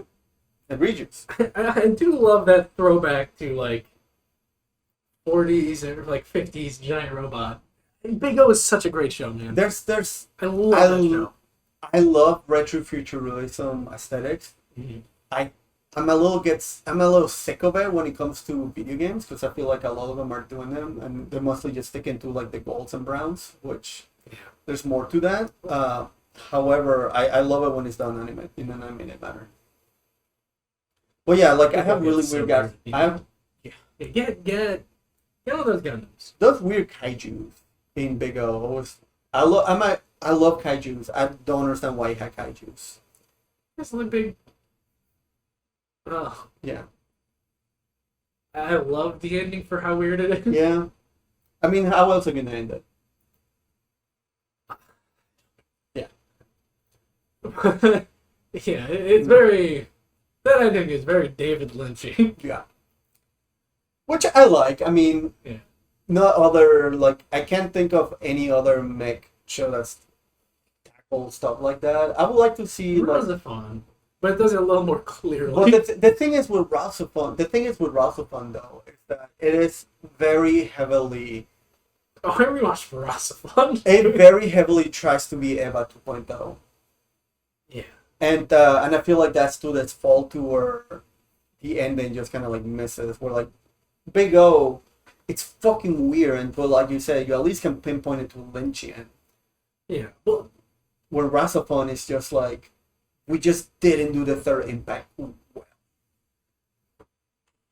I think it does it perfectly. 'Cause it's kind of based, like some of the ideas are based loosely on like It's more heavily, Mayan or Aztec-y stuff. It Like is- some of the visuals and it's more heavily influenced by religion and actually does the work of looking at religion instead of using it aesthetically. so like one era ends and another starts, and that's kind of what that ending is. Yeah, like And fucking RahXephon is almost rewriting the universe. like RahXephon had takes very heavy like design specifics from Quetzalcoatl. Yeah.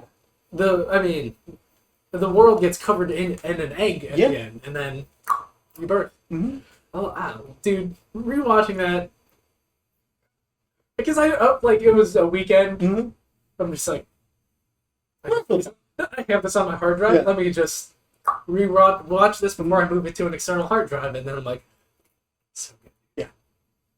That early 2000s era of mecha of like Big O, RahXephon, I love it. Well, yeah, because fucking they saw Evangelion doing well. To Yeah. like, you know what? Let's get weird. It's getting weird. Let's get weird. But like, I actually know how to. We actually have a line producer, so we have a budget and space it out, Mhm. and also we have like Like- not this complete weirdo, so we could write things that make sense and Mhm. actually Go along lead with places and foreshadow things and like have complete character arcs where they don't just like, Mhm.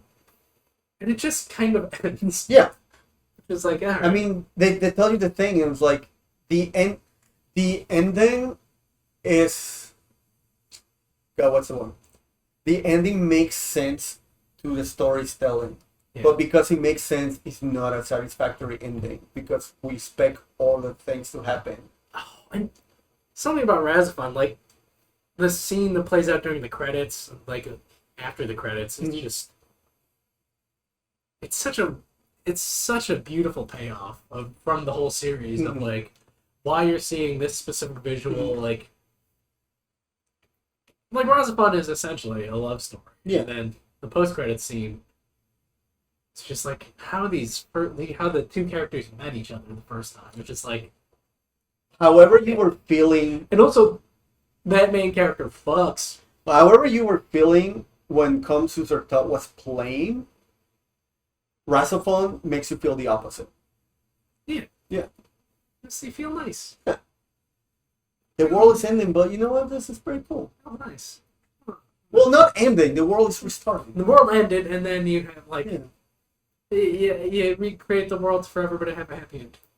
Heaven got achieved. Yeah, you have heaven, like an actual heaven, in like the sense of what you imagine it to be. Mm. Unlike Evangelion, where it just uses religious words and visuals, but have nothing to do with, almost nothing to do. It does the thing that I have with Catholicism, where like the aesthetics are cool, Yeah. the message probably not. But no, yeah. Which for Mercury grade? Which for Mercury is great. Watch more mecha. If there's anything you guys can ever take of like afternoon tea time is watch more mecha. Mecha. Yeah, mecha's great. It's Yeah. super unexplored. Even if it's Digimon, watch mecha. Yeah, they essentially become mecha. Yeah. Yeah, they're very heavily inspired from mecha. And that offshoot too. Also, listen to more weird music, just in general. No, You only will listen come to out. pop music. Oh, it will come out appreciating like the different sounds and like time signatures and lift motifs that fucking video games and mecha just shove into their things a lot. Play Drakengard 2 as well. Don't play. Okay, Play don't- Dragon Guard also. play Dragon also. Do not play Drakengard 2. It's on Dragon Guard 2. It's not Yoko Taro game. and it tries to answer. It does some really cool things, but it just steers away so much from what Drakengard and Nier try to be that it just becomes so disconnected from the feels and the themes of it. To wrap it up, Yeah, wrap it up. I'm getting hungry. I love you, Sheriff Truman. I love you, I love you, I love you, I love you, I love you.